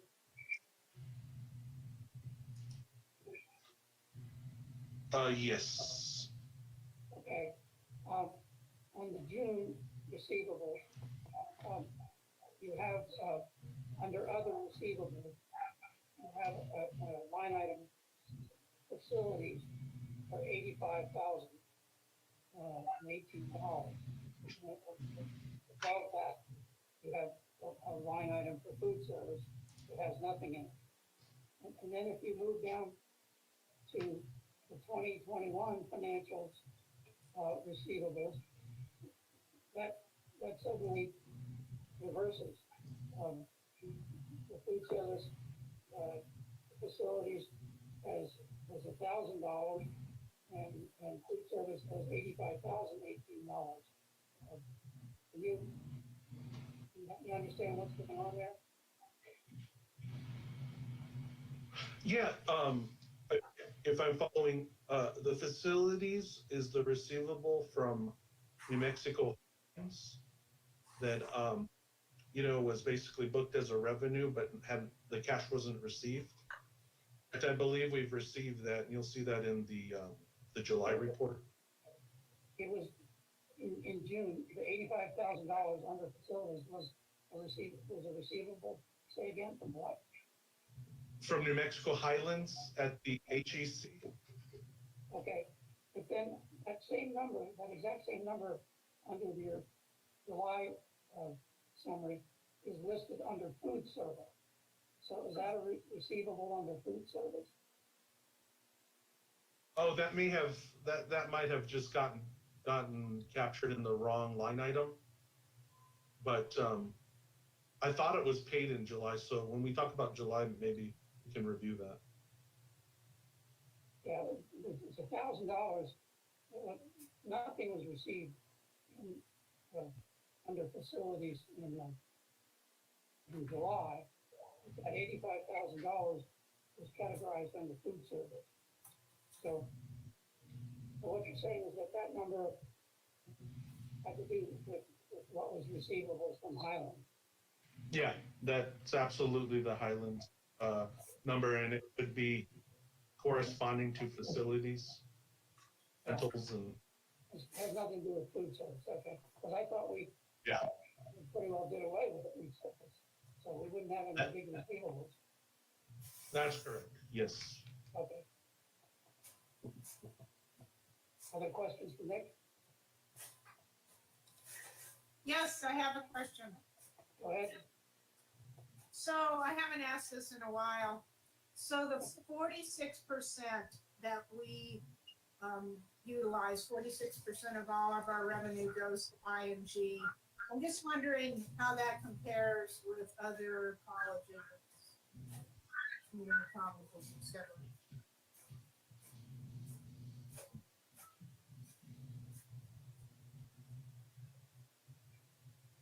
Or or perhaps. So you're referring to expenses or?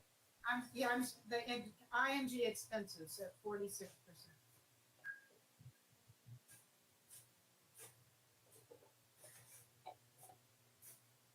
I know those are things. Oh, my computer's not really cooperating. I'm gonna take a guess, Member Siegel and Mr. Chair, and I think that might be a little bit lower than some, but I am hesitant to say any more than that, having not seen a list. You know, usually at some point during a legislative session, that information is brought forward and we all see comparisons with everybody else, but I don't recall seeing that for a while, so I'm hesitant to say that, but I know that especially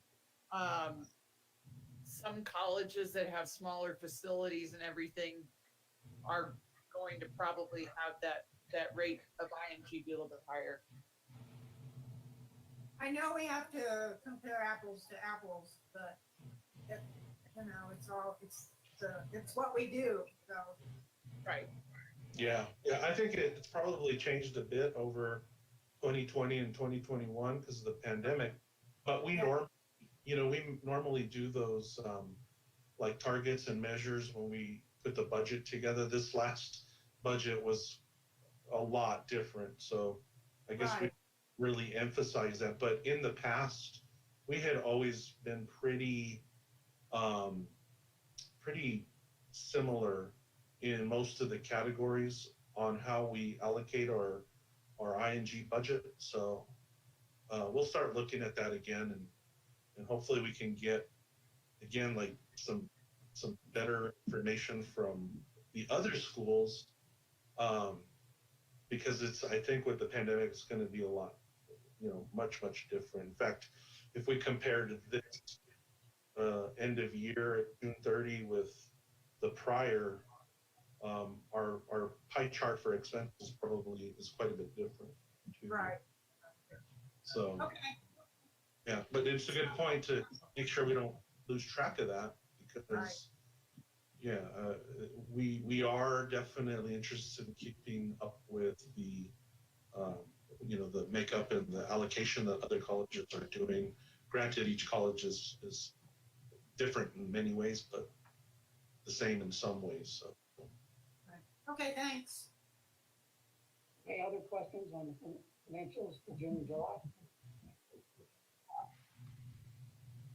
If not, we can entertain a motion to approve the financials for June and July with one minor exception within the July summary receivables that the 85,018 indicated under food service belongs under facilities, under receivables for facilities.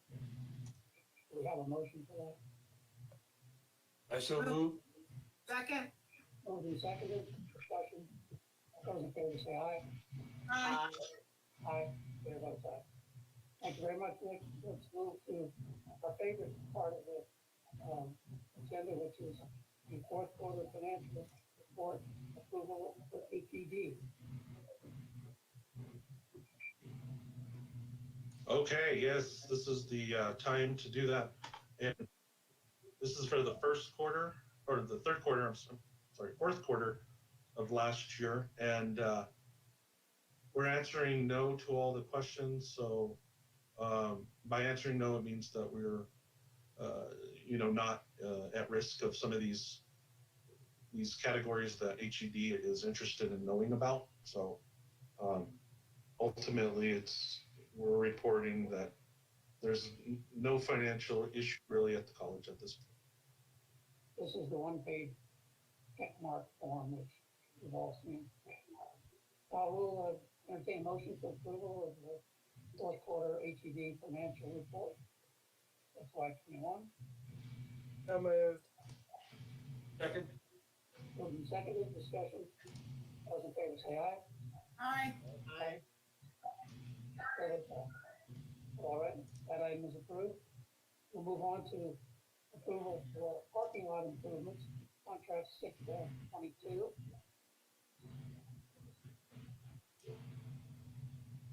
We would like to talk about parking lots.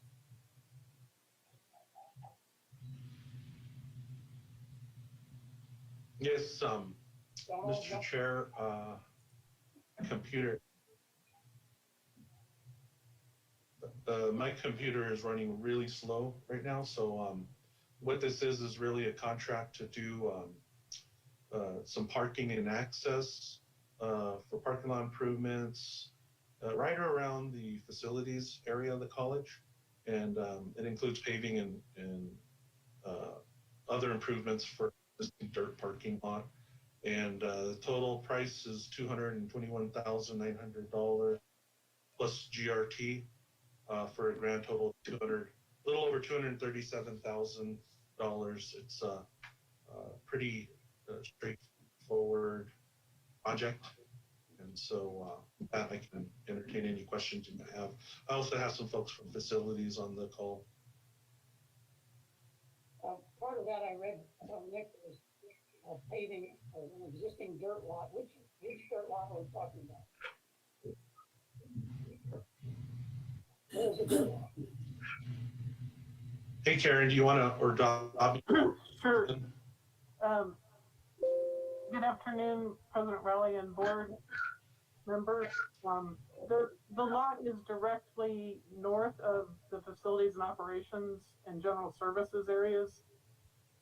It's on the north side of the loop, the campus loop, fairly near the main plant.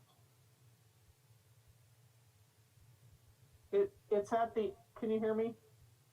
I can hear you, but I'm still in my mind not pinpointing it. It's if you were making a delivery to campus, you know where the service and delivery yard is? Right, over by the dental facility. Right. So if you go a little past the dental facility and you were heading into the service courtyard, it's to the right of there, just north of the building. It's kind of a little farther than the campus center near the bookstore. If you walked out on the patio by the bookstore and kept walking through the dirt, you'd get to our lot. It's a dirt walk from the patio by the campus center out to that dirt lot if you just headed north. Okay, so this is a lot for just delivery trucks and so forth? No, it's a parking lot where staff parks. Oh. It's the only unpaved lot on campus. Okay. As far as I'm aware.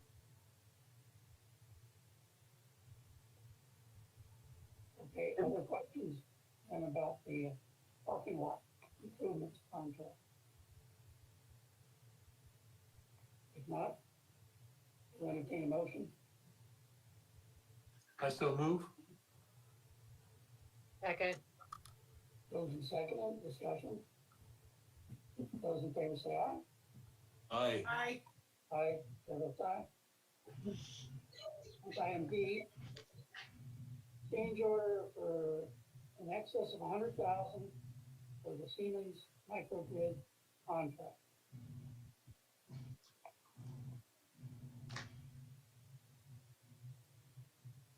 It'd really help to have some of these up on the screen if we could.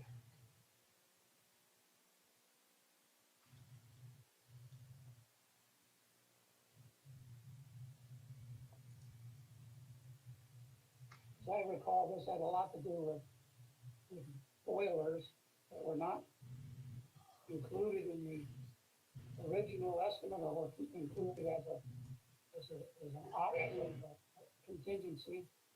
My question was, why weren't they included at the beginning? Yes, Mr. Chairman, I had to switch over to my cell phone. Sorry about that. But I have Andrea Mueller on the call and Dobby, who have a more of a detailed background on it. But we're bringing this to the board because according to our policies, any change order over $100,000 needs to be brought back to the board. And with that, Andrea, are you on where you can give a little bit more of the background on this? I am. Good afternoon, Chair Sullivan, members of the board, and President Rowley. So thank you, Mr. Sullivan, for your question. And why were they not included in the original contract? So as they've been installing boilers on campus, they have had some field discoveries that had not been addressed prior to or during the IGA, the investment grade audit, which is where the energy performance contract was initially, where it came from, basically. So these current change orders have to do with components of the boiler system on campus that are very old, but some of the items that we are asking change orders for were things that we did not realize at the time of the IGA that they would need to be changed out and addressed. We discovered during engineering that there was some flow issues on campus, and so some of these items have to do with the flow issues that we have. As buildings were added on to the campus, the TTC, the Health and Sciences building, the flow issue was never addressed. So some of our expansion tanks were never upgraded. And so we're actually having to do that now as part of the boiler change out. Dobby might be able to speak a little bit more on that, but that is my understanding. Well, that's what I read, but as I recall, that investment grade audit that we did was pretty expensive. I don't remember what it was, but it seems to me it was over $100,000. But I may be wrong on that. Get me correctly. I just can't see how you would miss a boiler or two. No, these aren't for the boilers are included in the investment grade audit. It's the components that we're talking about. So they're having to upsize the current 8-inch piping that's in the room that's 36 years old to a 12-inch from an 8-inch. So that's something that they discovered during engineering and the flow issues that they discovered during the boiler installation. There's the expansion tanks that I talked about. There's a few other components in these change orders that you can read about, but they're not the boilers themselves. The boilers were absolutely included. Okay. It seems like, this Siemens contract is the never-ending contract. I mean, I hate to be critical. I'm getting a little worn out with the Siemens contract, to be quite honest with you. It seems to go forever, and it's not cheap. And I know that we're supposed to reap the benefits or the financial benefits over the lifetime of the improvements, but it seems, every time we turn around, we're getting a very sizable increase to the contract. And it's beginning to get a little worrisome, but that's just my personal opinion. Other questions on the Siemens change order contract?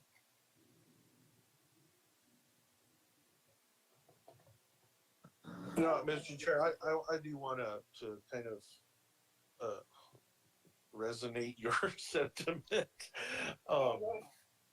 Yeah, it's kind of, it's not ideal what's happening, but do remember that the state HED and the Environmental and Minerals Department, they require us now to do these, to go through these processes of investment grade audits. So, Becky and I, we recently went to talk to the capital outlay hearing panel about this, and there was a lot of conversation over investment grade audits and things like that.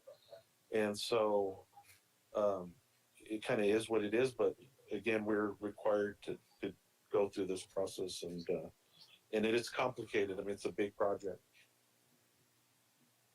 And what were the comments on these Siemens contracts? Was everybody satisfied with them?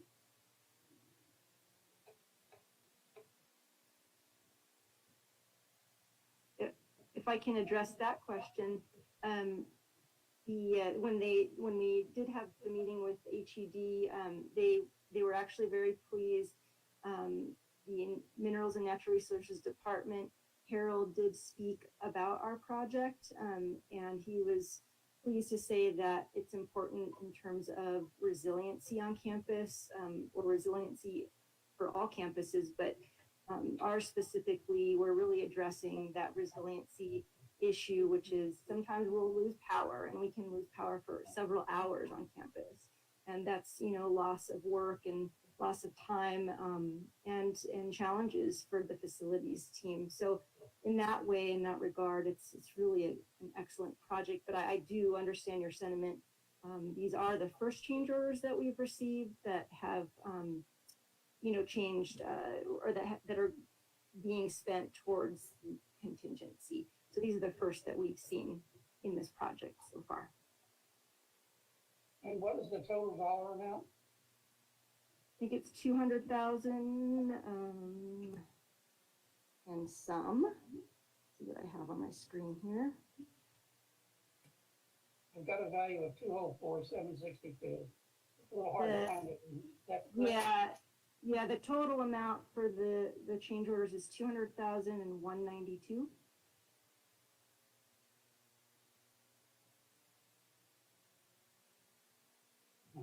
I don't see that. So I'll take your word for it. What I see in the book. Yeah, I think, let's see.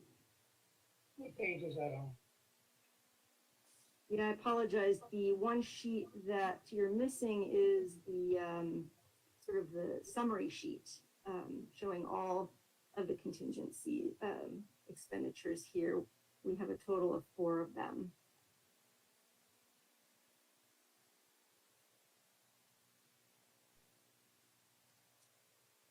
We've got a summary sheet that shows five change orders. Yeah, but one of those change orders has not happened yet. Okay, I see the 201.92. So we got a contract with 5 change orders. I don't know how long the HED has been in this business, but 5 change orders is a lot of change orders in anything. Anyway, okay. I've said my piece. 200,192 is the amount of this change order. Chairman, Chairman, I have a question. Sure, go ahead, Jody. Yeah, so I guess my question is, do they have any responsibility or liability for not identifying this in the original contract?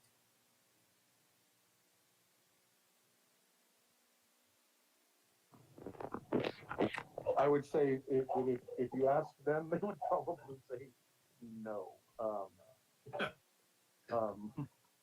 There is the guaranteed savings, but this is part of the this is the project of changing out the infrastructure to get to the guaranteed savings, So we're kind of in that, to me, just in the gray area.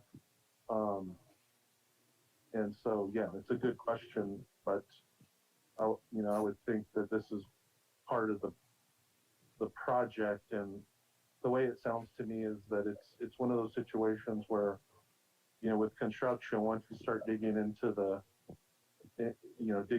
walls and really looking at it, a lot of things kind of surface, and so, that's kind of, just my assessment of it, but I don't think that in the contract there's anything that I can remember that would hold them to it. We agreed that there would be a contingency.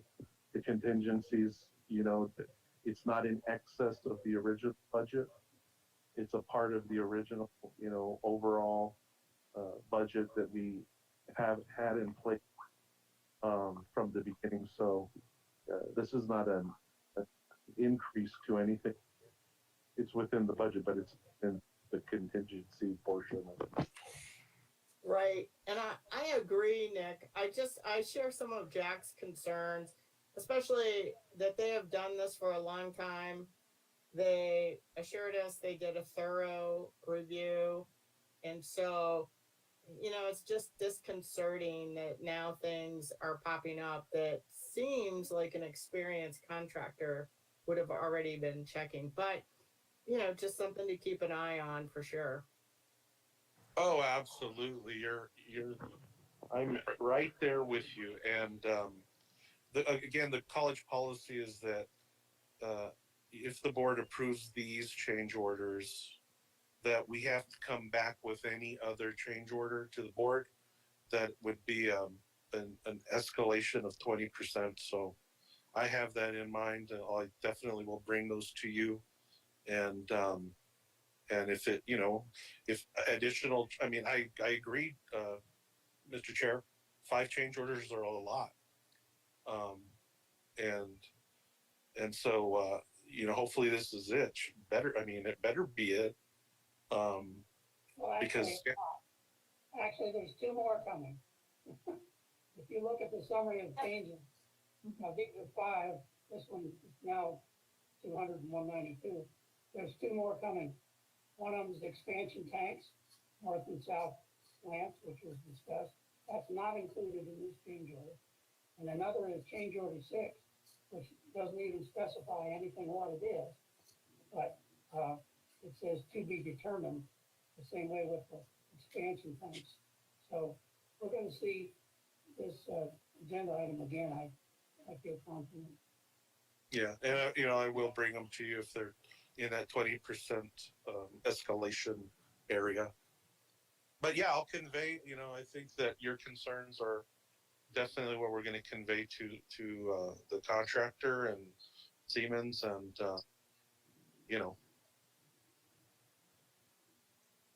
Okay. Any other questions on the Siemens contract extension, which appears to be $200,192?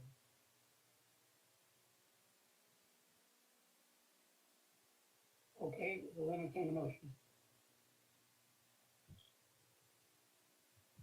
A move to approve. I second. Moved and seconded. Further discussion. All those in favor say aye. Aye. Aye. Chair abstains, motion carries 3-0. All right, let's go on to the next item, which is approval of an MHED fiscal year 23 research and public service projects application. Chairman Sullivan, President Rowley, members of the board, I'm here today to share with you our applications for research and public service projects. And let me see if I can share my screen here. All right. So with the RPSP, these are applications that go to the New Mexico Higher Education Department. The Small Business Development Center, this is the pathway for them to receive their state funding. And they're asking for a little over $4.1 million. RPSP has also supported nursing expansion for a number of years. And we're asking for $439,000, $439,362.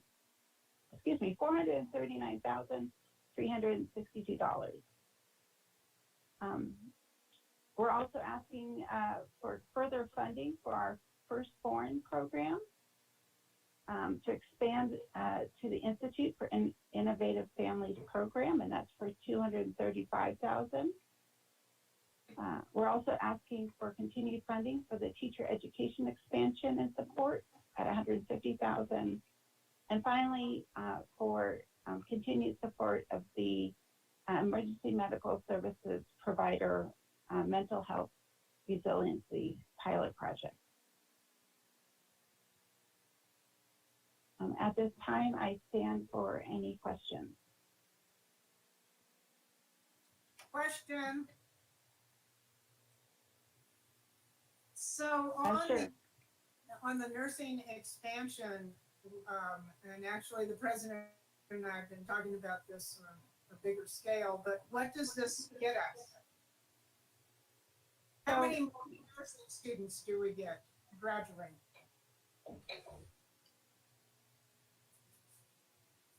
How many more nursing graduates do we get? Is that what you're asking? Yes. Yes. Okay. Well, it's supporting the expansion of the LPN program, and we would like to be graduating at least 15 students a year from the LPN program. We're looking to, I believe, expand the number of BSNs as well as RNs graduating from SFCC. And this funding primarily supports faculty members' salaries, but it's also to support a clinical coordinator / assistant nursing director in order to serve the increased number of BSN students we have. So I can't give you an exact number. So have you presented this yet to HED? Have we Not yet. presented it yet? I think they would be asking that. But, Okay. So the BSN piece is, I mean, don't they pay their tuition to UNM or New Mexico State, whoever they're collaborating with?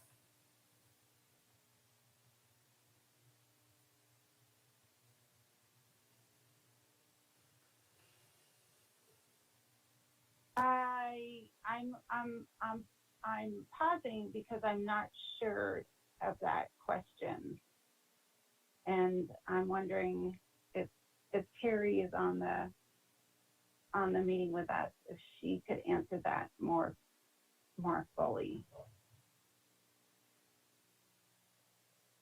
Board Member Siegel, we could definitely get that from Terry and get back to you with that exact numbers. We apologize that we don't have that number in front of us right now.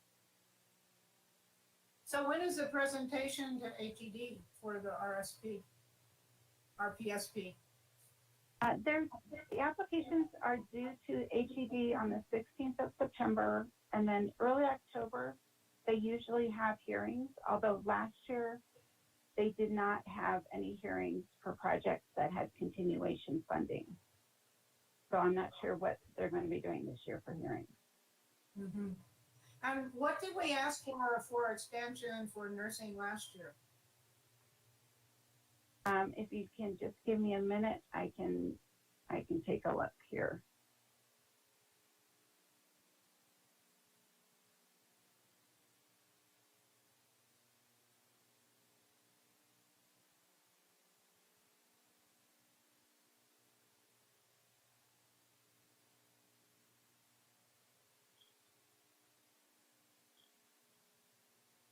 So last year we asked for 300, or last year we received 332,700. And how much was new money?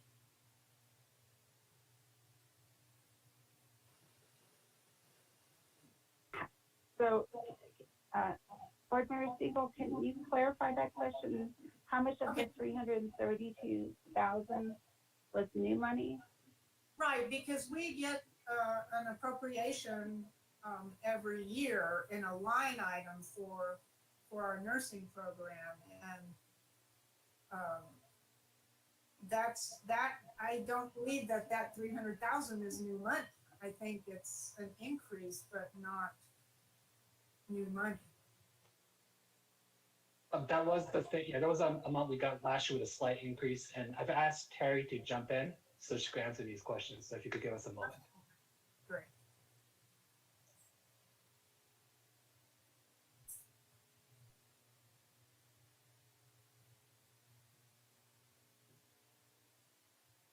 And yeah, and just to add, so in FY22, in this current year, RPSP money is supporting about 4 FTE. And then we're looking to add 1.5 FTE with our increase in request. Hi, Terry. Hello, I'm sorry, I was in another meeting. I've been jumping. Terry. Can you hear me? Yes. Okay. So We have a Terry, couple? yeah, it's Linda Siegel, and I had a couple questions. Okay. About nursing expansion. So it looks like we're asking for what, about little over 80,000 more in this request? Yes. Okay, and so my question was, how many more students are we going to graduate for that money? How many more slots are we going to open up? I know it's to hire staff, and to hire staff should mean more student slots. So it would be specifically for the LPN track, and so it would be to open up the LPN track based here on campus. So right now, our LPN track is a high school track based specifically at Capitol High School, and this would be a dual credit track, but based here at SFCC, so that we could include additional high school students if they wanted to participate. And that would be up to 16 students. And so that is to expand the LPN program by 15 people? By up to 16, yes. Up to 16 LPNs. And you would still be doing the dual credit on the campus? Yes, ma'am. On the school campus? Okay. And then what is in the language? It says something about supporting the BSN programs. How does that work? Because don't students pay tuition to UNM or New Mexico State? So yes, but part of any MOA, whether it's with any of the universities that are part of NIMNET, part of our memorandum of agreement is that we, as the community college, arrange for all clinical placement, whether they're whether they're specifically taking UNM courses or SFCC's courses. That clinical coordination is a huge burden. It takes quite a bit of time. It's something that all of my lead faculty spend a significant portion of their time making sure that we're recruiting clinical faculty, placing students in clinical experiences. So it's something that really does take a significant portion of time from our faculty. So that's part of supporting the BSN piece and making sure we have all of those kind of experiences available to our students. And I can tell you that this semester, well, this past year and a half has been a huge challenge getting faculty. This semester especially has been incredibly difficult. We have hospitals who are offering $20,000 to $26,000 sign-on bonuses. And we literally this week had an adjunct faculty say, I'm sorry, I can't teach this semester that started a few days ago because she's taking one of those sign-on bonuses and working somewhere else. So we are up against quite a bit in order to offer those clinical experiences right now. Right, yeah, I understand that. Okay, that's all for now. Thank you for coming on. You're more than welcome. Thank you. Thanks, Terry. Thanks, Anne. Sure, Board Member Siegel. Are there any other questions that folks may have about RPSC? Anne, I have a question. This is a wish list, isn't it? And how much of it do we think we'll get funded? Well, we've been pretty fortunate about receiving funding through RPSC. It always hasn't been at the level we've asked for, but this all the programs that we're asking for have been funded within for the last 2 years. Okay, so all the programs to one level or another. Can you scroll down on the screen, please? Sure. Keep going. Okay, well, on the teacher education expansion, now that is only for the childhood center. No, it's not. It's for the teaching for the secondary and elementary teaching as well as early childhood teaching certificates and degrees. And so part of it is for faculty, and the other part is to create a mentoring program for graduates of this program for first-year teachers. And if a community college, or I'm not clear this description. I know in the attachment it goes into great detail, but in this description I'm a little confusing.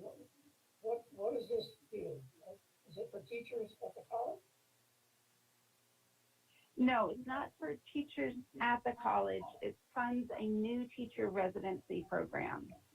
So it's a program to support new teachers who are teaching at schools throughout the area, and to support them in their first year of teaching and to aid in retention, as we lose a lot of teachers in their first year because it is so challenging to be a teacher, especially in these times.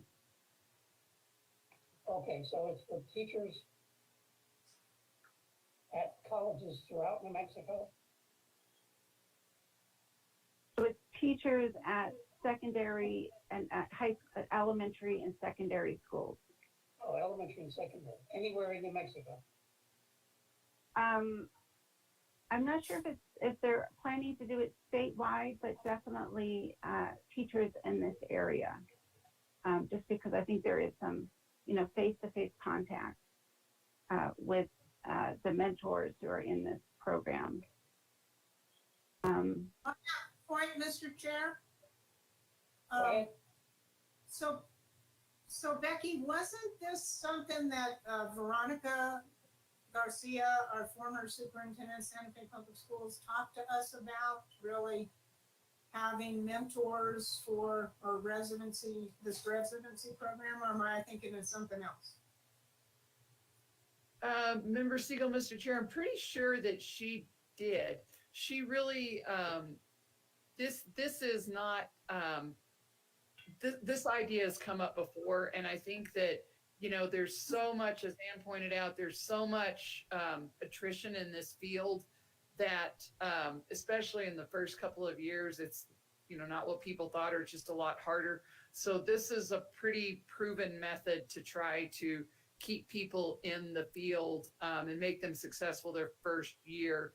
And yes, I mean, that I don't know if this is exactly what she was talking about, but it was something pretty close to this. Okay, thanks. So when you're talking about a workforce shortage, you're talking about a shortage of secondary and elementary school teachers who are teaching about early childhood education? It's for both teacher education and earlier childhood teachers, right? So it's K through 12. K through 12 teachers. And whenever I talk to our colleagues at the Santa Fe Public Schools, they talk about how hard it is to recruit and retain K-12 teachers. So that's what this is for. Well, this also says pre-K. So in addition to this, in addition to the residency program, we're also, this is also supporting faculty to expand special education teacher training, as well as expanding our early childhood education offerings, so additional course sections, again, to meet the demand for pre-K teachers. Yeah, and there's some, Board Member Sullivan, as you pointed out, yes, you're correct. As as there are some public pre-K programs. We're trying to also assist in that area as well. So where do these mentors and teacher residents come from? So the teachers that are being mentored, Chairman Sullivan, are coming from the local school districts. And the mentors are our faculty members who are supporting the new teachers. Oh, okay. Our faculty members in what area? What faculty area? In teacher education. In Santa Fe Community College, teacher education. Yep. Correct. They are the mentors and the supporting the first year teachers and at the school districts across the area. I see. And I'm going to jump in. This is Julia Deisler. Just as Anne, I may have already said, studies have shown one of the ways that most successfully retains teachers is a mentorship program like this, where they have that ongoing support from an experienced teacher educator, if that helps. And we've done this before. This was last year also. Yes, though last year with the pandemic, we didn't get as much of it done. This year will be really a bigger deal. And how do we know it works? It's from studies that Don has cited. Don, who's the director of education, we could probably get you a list of those studies that she's citing that just have shown that this sort of mentorship program is highly successful in retaining teachers. Because in general, as you might understand, new teachers don't actually typically get a lot of support. Everybody's overextended and stressed in the educational system right now, and this has been true for a while. And so having somebody there to sort of, touch base with, to run, talk about various problems that arise, to get advice about how to shift the curriculum or especially how it's being delivered, makes a huge difference to a new teacher. I don't have the studies here in front of me. I read through the proposal. Other board questions or comments on the RPSP application? Scroll down a little bit more.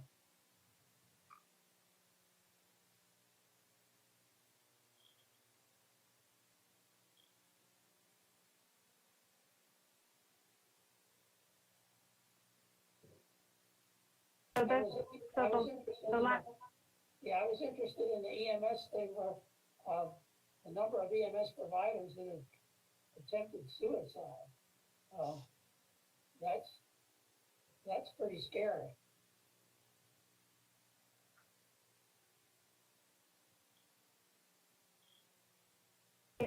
It is, and their situation has only really gotten worse with COVID and the amount of people that they are having to treat who are in serious crisis.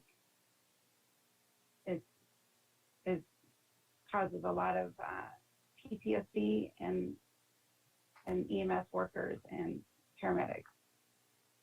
And again, these will be faculty from Santa Fe Community College who will be providing these services. So we are actually we'll be contracting out with a third-party mental health provider who have specialized experience working with EMS personnel. And so they'll be working with us and the EMS faculty members to embed some mental health resiliency into the curriculum, as well as doing counseling with our EMS students. And Terry, do you have anything else to add on that? really, part of this is nationally, EMS providers are suffering. Now, think about firefighters who are paramedics, and they don't typically feel comfortable accessing mental health services. So part of the thought behind this program is to embed it in their curriculum so that even before they're out serving in the community, they're learning that this is a resource they can access. Now, right now, the burnout, like nationally for a paramedic, so the turnover rate is 18 months. It takes them 18 months to get the education in order to qualify to sit for their exams. So really, we can't keep up. We're trying to think of ways to support who is who's already out there and who we are graduating. So this is just kind of a small way to really try to address some of those mental health issues and that turnover that is just so profound right now in EMS nationally and here in New Mexico and, you know, Santa Fe County and Santa Fe City right now. Our paramedics in our county and here in the city, they are being required to do forced overtime. They are so short-staffed. It is not something that is sustainable. We need to do something that can absolutely help provide something that is a way that they can stay in their profession for longer than 18 months. All right, thank you. Thank you. Other questions or comments? If not, this is an action item. What's the desire of the board? Move approval. Second? Second. Moved and seconded, discussion. Those in favor say aye. Aye. Aye. Motion carried, unanimous. Thank you very much, Thank Ann. you. Thank you. Let's move on to information item A, which is a review from Laura of our policy review schedule. And if you think you can get all that done in 1 year, good luck. Thank you. That's a really big schedule. Can you put it Yes. up on the screen? Yes, I actually had to add to it since the deadline for your board packets. And so I've asked Mason to upload one that I've sent him. If I don't hear from him, then Mason, are you there?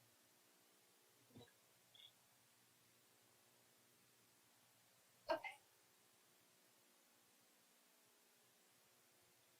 Sure. So, Chair Sullivan, members of the board, President Rowley, good afternoon. Happy to be back on the schedule for policies, and thank you for allowing me to present the 2021-2022 policy review schedule. It does look like a number of policies are on our list, but some of them are combined and some of them we will be repealing, so it's not quite as scary. But there are 31 policies on the calendar. These policies are either new or they've been updated and they're for shared governance review during this academic year. And we look forward to getting back on track with reviewing our policies. So just some background to prepare this list. I met with individual policy owners who had policies up for our regular 5-year review. Together, we identified the priorities in their areas of responsibility. For example, Title IX has some legally required changes, and there are other policies that need revisions according to the policy owner.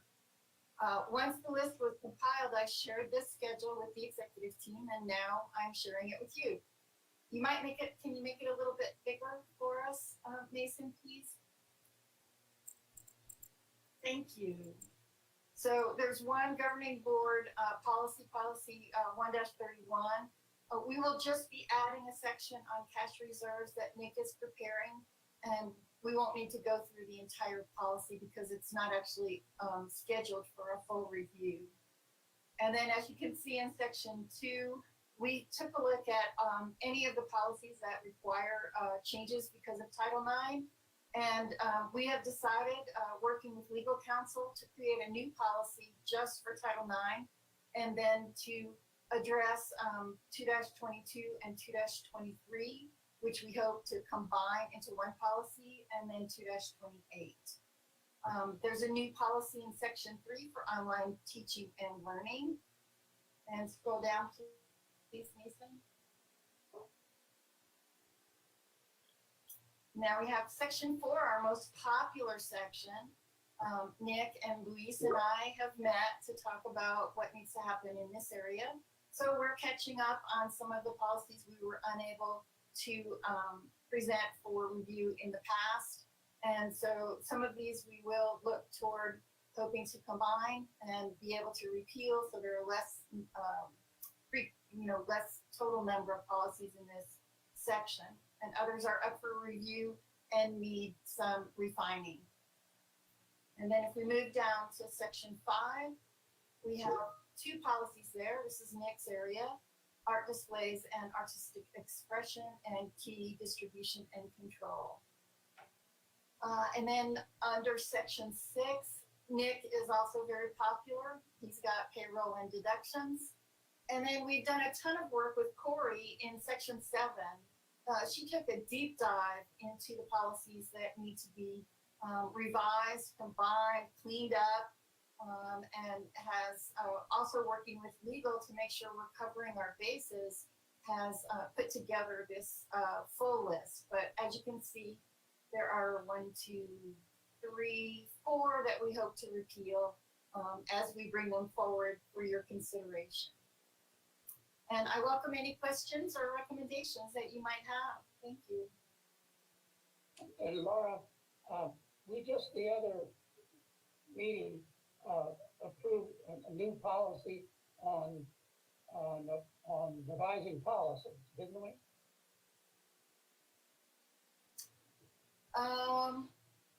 Not on revising policies. No, nothing in section 1. But we had a policy. It's kind of funny. It's like the Air Force. We have a policy on making policy. Yes, we do. We have our policy 1-1, which is in the governing board and the president's purview. That is establishing college policies. Is that the one you're thinking of? And didn't we just recently revise that, or are we looking at revisions to it? Not that I'm aware of. Mr. Chair, I believe that was just an update to the procedure. Oh, that was the procedure, correct? Right. Okay. So we didn't approve that. That was just or did we? No, I think we did. We don't normally approve procedures, but I think that was an important procedure. Okay, that's what's there. So that's good, because our procedures were a little shaky. Okay, other questions on policy review? Yes, Laura, so who is going to be doing this policy review? You are, George. So the process Oh. review. All 31? Yes, all 31. Let me know if you need any help. Okay. So the process is that the policy owner reviews the content of the policy and makes any edits that they deem are important to make for this round of review. Next, it goes to the to legal counsel to make sure that everything is aligned with our responsibilities on the legal side. Then it's presented to the executive team, and then the shared governance groups, faculty senate, staff senate, and if it applies to students, then the Student Government Association. And then it comes back to the Governance Council for final review with the president. And then the president makes recommendations on presenting the policy to the governing board for a first reading and a second reading. And we hope to get all that done by October for all 31. October of what year? 2022, I think. Does that help? Yeah. Just a question of how fast indeed we can go through all that. That's right. George is asking because George and I have been a policy review subcommittee for Section 1 policy, which we went through a number of them more than a year ago. So we're both pretty attuned to the importance in the wordsmithing of policies. The board is not involved in these policies. These policies that are non-Section 1 go through the shared governance process. But we ultimately approve them on the president's recommendation.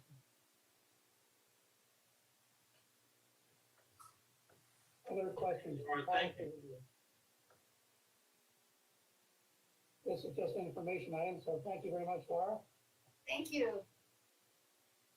Let's go to the ask about a survey report identifying barriers to vital services. Thank you, Mr. Chair.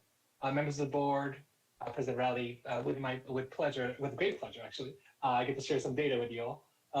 So one of the things we've been hearing from our community members has been how many students we have that are actually requiring a number of different kinds of services. And you might be surprised to know that we are actually having a pretty high level of students at need. In particular, for the longest time, we've been hearing that there's a strong need for young parents to be supported.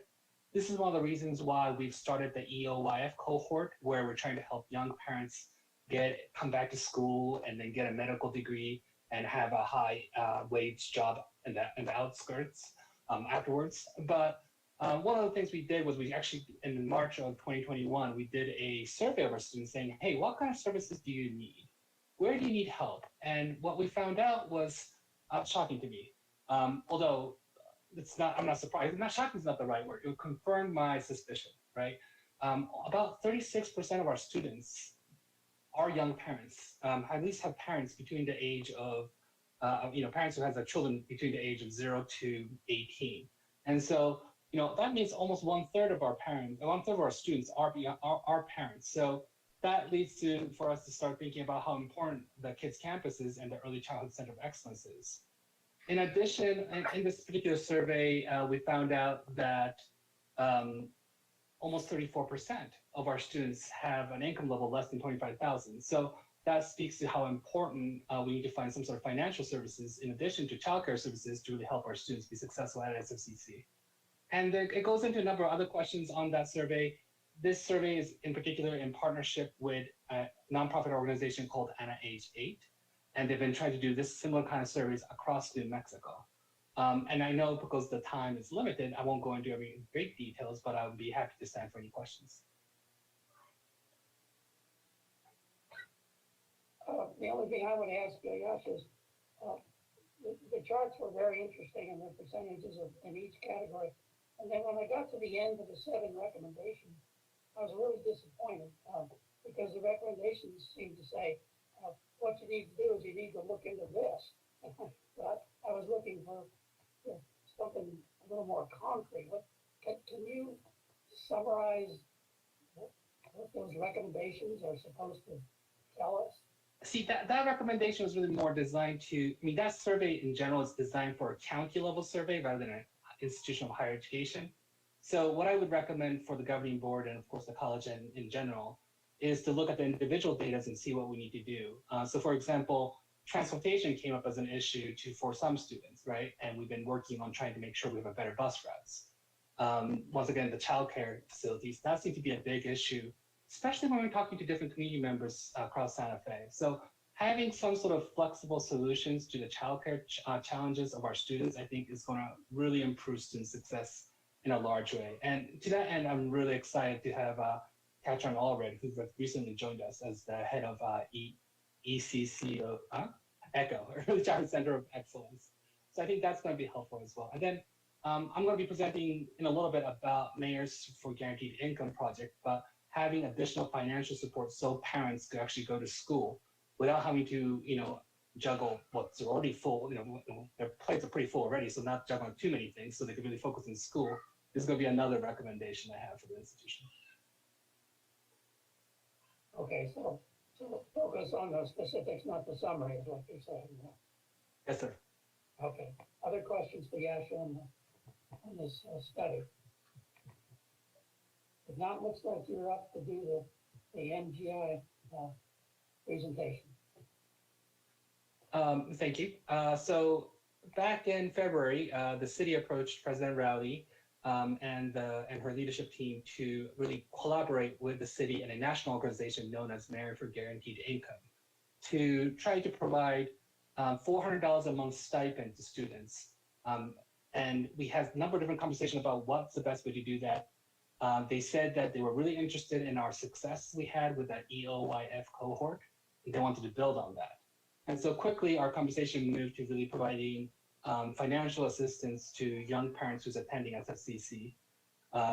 Through a partnership with University of Pennsylvania, we are now conducting research as well as administering the funds for young parents to receive $400 a month. There's about 100 students that will qualify for this, and what I'm hearing currently is that we have around 500 applicants. So what they will end up doing is do some sort of lottery to see who will be eligible. It's going to be randomly selected. It's not going to be selected on any other criterias.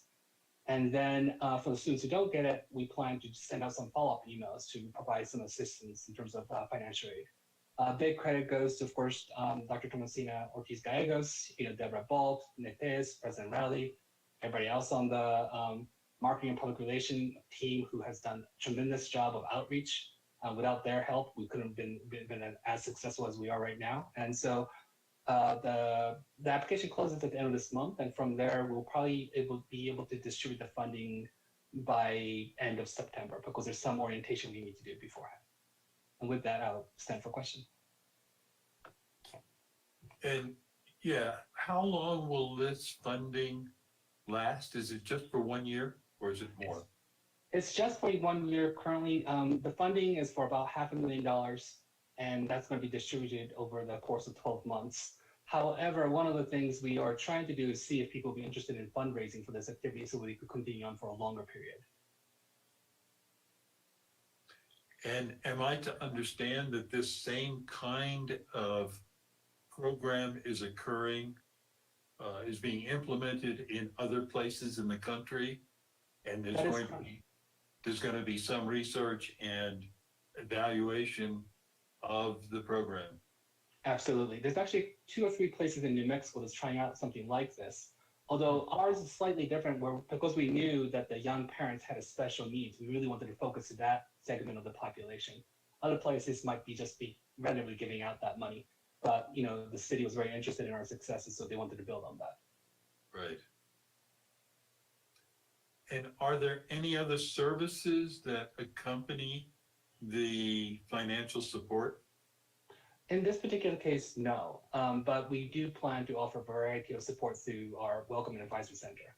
One of the things they don't want us to do is sort of skew the results of the research, so they're not going to tell us who our student population is, because they want to see if giving that money alone is going to be helpful. And Right. so that's been one of the discussion we've had with the MGI folks. Mm-hmm. Sounds fascinating. All right, other questions? Just one question. So they have to be full-time, 15 hours too? No, it could be part-time. They need to have taken at least 1 courses previously to this semester. They need to be degree seeking, but they could be just taking a single class. They could be part-time or full-time students, and they do not have to be a U.S. citizen. Well, good. Okay. And they can be a nurse. Yes, they could be a nurse or many other kind of students. I have a question, Chairman. Yeah, Yash, did you say, has this opened yet? And if so, do we know what kind of response? Yes, it has opened. We actually extended the application because we wanted to make sure, we understood in the beginning of the semester people were busy, so we actually extended the application for 3 weeks. It's going to close at end of this on August 29th at 11:59 p.m. And we currently have 500 people who have started the application. Last time I talked to our partners, they said around 160 students have completed, like finished the application. So there's about 340 who are still in the process. And every time I talk to them, the number's increasing. So we're very happy to see that we are serving so many students, but at the same time, I think there's a even bigger need to make sure we're trying to figure out the students who are not going to get this additional funding. Yeah, thank you. I thought it was great you sent out that email. I forwarded it to everyone I could think of that might be interested. I really appreciate that, and I really appreciate the faculty and staff and everybody else who sort of shared this information widely, because when we first started this, we didn't get to the full 100 mark. And so we were sort of worried that people were going to leave money on the table. But then once we sent out that email and then people shared it with other people, it became sort of more known. So that has really increased the opportunity for our students. So thank you so much for sharing that. Well, thank you. Other comments, questions? For 1 year? 1 year, 12 months.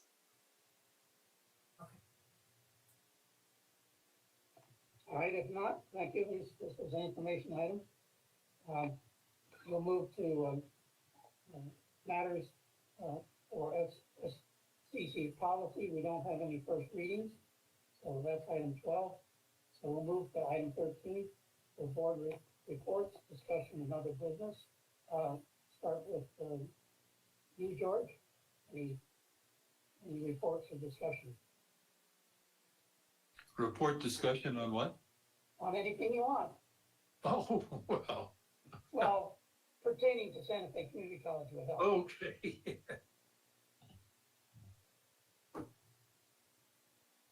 Well, I think that I would only comment on the foundation board's interest and initiative to communicate with realtors in Santa Fe. I think that's potentially an important outreach to the realtors and newcomers to the community. We hope to initiate those efforts this fall, and hopefully we'll continue doing that. There's over 1,000 realtors in Santa Fe, as you probably know. And, again, speaking with all the newcomers. Yeah, I have nothing else to say at this time. Jody? The only thing I would say is thank you everybody for all the hard work, and we appreciate you presenting all this information. And I know it's a long day, but thank you. You want to tell us about Los Alamos' requirement for COVID testing? Yes, I'd be happy to. They're gonna require, so we do require masks already, but they are moving towards mandated vaccinations. And I think that started to come out in some of the papers. I'm not sure they've officially required it yet, but and the federal government seems to be moving that way itself with all these breakthrough cases. So we'll see what happens. I heard that it was going to take effect in early October. For the mandated vaccinations? Yes. Yeah, they're gonna phase it in, but yeah, they're definitely considering that and moving towards that. All right. Let's see, who else have we got? Oh, Linda? Yeah, What's I don't have anything. Nothing at Finance Committee? Legislative Finance? No, just that there's a lot of money. There's opportunity. We have money. All right. Sounds good. Dr. Rowley? I would just add, Mr. Chair, the LFC is meeting tomorrow in Taos. The focus of their meeting is on enrollment for higher ed. So that'll be fun. Are you going? Yes. Are you testifying? I didn't look on that part of the agenda. CNM is on the hot seat for this one. Ah, good. Okay. All right, then, do we have any other business, Dr. Rowley, that we need to discuss? That's it for me. Okay. Well, then we're at the point where we can entertain a motion to adjourn. Move to adjourn. Second. George likes to stay, so, he never stops. Yeah, George. All right. All those in favor say aye. Aye. Aye. Your vote's aye. Thank you all. Thank Thank you. Have a good evening. Thank you. Bye.